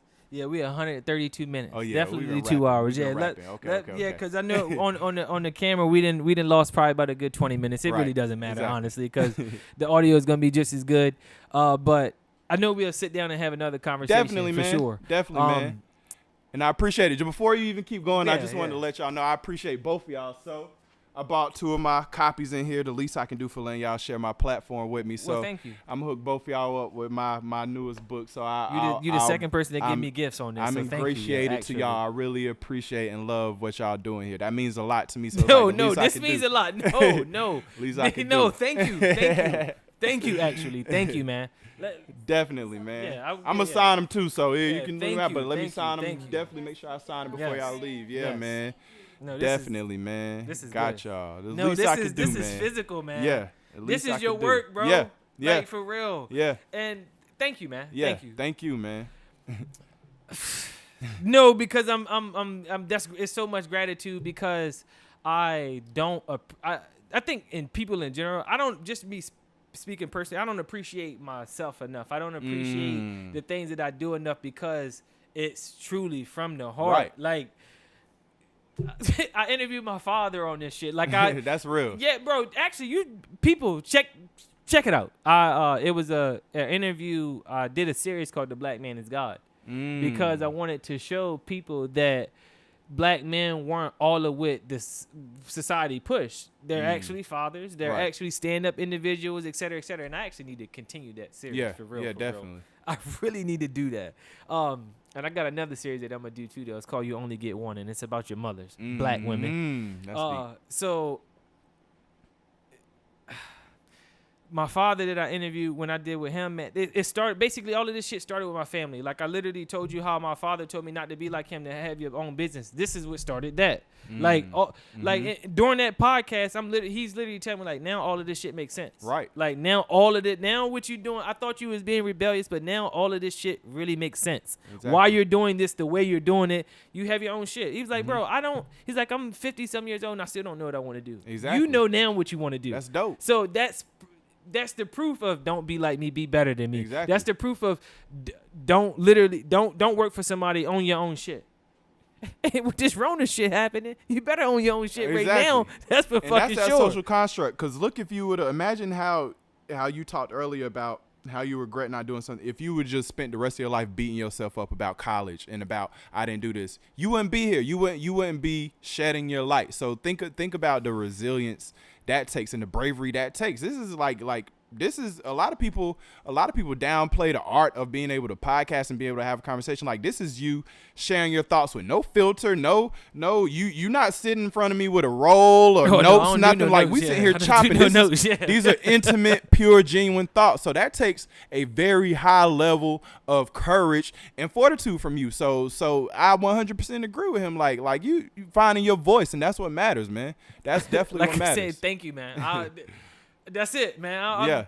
I usually, like black men would do, well, I'm trying to be like you. We'll downplay the praises that we get. So Yeah. I'm also telling you, thank you for inspiring me also, bro. I Like appreciate that, God. writing these books, and not even just writing the books, just you being a father, man, because I have doubts of myself being, even though I had a father all my life, I still have the doubts of being a man, being a father, all of that. And seeing people that are my age, seeing people do things that I aspire to do is inspiring. It's just that simple. Yeah. It's literally that simple. And Yeah. you do that for me, yo. Yeah, that's dope, man. It's even back to when we first had I'm trying to think it was me, you, and somebody else that had a conversation on Twitter when we first was talking about the knowledge, the science or some shit. I forgot exactly what happened. But it was at a point in time where, honestly, it was at a point in time where I was quitting. And I said, I'm like, well, shit. I said, look at Jarrin. I'm like, yo. I said, yo, this nigga is on this shit. But I forgot. I really wish I had the conversation in my head right now, but I don't. But it was basically something that you were pushing to the people that was good information. But I wanted to tweak it a little bit. I wanted to say, yo, you know what? You're right. But open it a little bit and deeper. that's what it's all about. Ain't nothing wrong with that. Yeah, I said, yo, he's fucking right, but just open it. This is what it was. This is what it was. You had made a conversation. It was me, you, and Austin. Okay. Yes. You had made a conversation about how black people don't have culture in America. And I said, no, that's not true. I do think that we have a very bastardized culture in America. But truth being told, everybody in the world is influenced off of this bastardized culture that we have in America. Yeah. And it's the reason because of that is because the long culture that we had way before these motherfuckers even influenced us. That's the only, but that's true. But that was what I'm like, yo, you know what? I do have a purpose on conversing with these people because I look up to Austin, man. Austin. Yeah, me too. No, me too. He's One of the reasons I'm here. Yeah, Austin is like that. And my man Brian Bell. Shout out Brian Cohen. My man, him. Those two though. Yeah, definitely, because they got me to thinking. Like you talking about somebody. Brian? B Bell, he had the break. Yep, okay. from Durham. He was roommates with TJ. Yep. Yeah, 100%. No. That's my boy. Shout out to Brian. I do need to holler at Brian. I got you. I send you his man. Yes, I got you. yes, That's my homie. Yes. Please do that. Yeah, I got you. Please, I got please. you. But yeah, I'm thankful, man. I'm thankful that we're able to have this conversation. I'm thankful that we're able to talk about blackness. Yeah. I'm thankful that we're able to talk about blackness, not only in the sense of the science woke shit, but in the sense of, you're a school teacher. Right. You're influencing these babies, not these grown niggas that already lost for real. Yeah. Because half of these 16, 17 years, they set in their ways already. Yeah. They already are. You're affecting these babies in a way that it needs to be done because of the reason that I am the way that I am is because I had a father that affected me as a baby. Yeah. Period. Like, yeah. And I know the reason why you're doing what you're doing with this school shit, whether you want to or not, bro. That's dope. I man. know the fucking reason. I appreciate like, that. it's deeper than what you want, it bro. is. No. I know. Man, listen, a teacher isn't a glorified job. Y'all don't make the money y'all supposed to make. Y'all do. It's so much that you're sacrificing by just doing the right thing. Yeah. That's why I'm. Yeah. Hats off, man. I appreciate that, man. For real, man. That's like I said. I'm not here for me, and I never looked at it. Once I took away my selfish agenda in this world, it honestly made stuff a lot easier. Cause I just wake up every day like, what through my living, how can I make that person just think something different? That's all. It starts with a thought, then you do. Thoughts become words become actions become habits becomes character becomes destiny. It literally flows that way. So if I can spark you with a thought, the rest is up to you. So that's why I look at myself as now, honestly, a thought sparker, and to help cultivate those thoughts when you get to certain points. But as long as I'm able to spark those minds, just like Tupac, I'm not going to change the world. I'm trying to spark the mind that will. That's how I look at it. Spark the mind that will. But in that return, you changing the world by that. Yeah, no, you are. That's the crazy part that he didn't see. You're changing the world by sparking that mind that's going to change it even further than you did. You know what I mean? So that's how I look at it, man. It ain't even about me at this point. That's why I have that fearlessness, because I know if I touch enough people before I go, they'll be able to carry what I did. Let's die like Jesus, man. Yeah. No, yeah. Real talk. And I say that because I'm gonna tell you what made me say that. You mentioned earlier, just now you mentioned Tupac again. You had mentioned Nipsey. You had mentioned Fred Hampton. You mentioned all of these young men. And I'm meaning that very young men they were young. that died when they was young, kicking this good game. Right. They were fearless. Mm-hmm. They were like Jesus. Mm-hmm. Black men, if you live a good life and speak the words that you're supposed to speak and walk the way you're supposed to walk, you will die like Jesus. Yeah. And I don't mean at a young age. I mean you will die a martyr. Exactly. You will die people loving you and praising you like you God's son. 100%. Die like Jesus, bro. 100%, man. And you know what? With that being said, you know what it is. You know what it ain't. It's your boy Fly Shady Ray. You know my name. You know my gang. And I'm out. Yeah.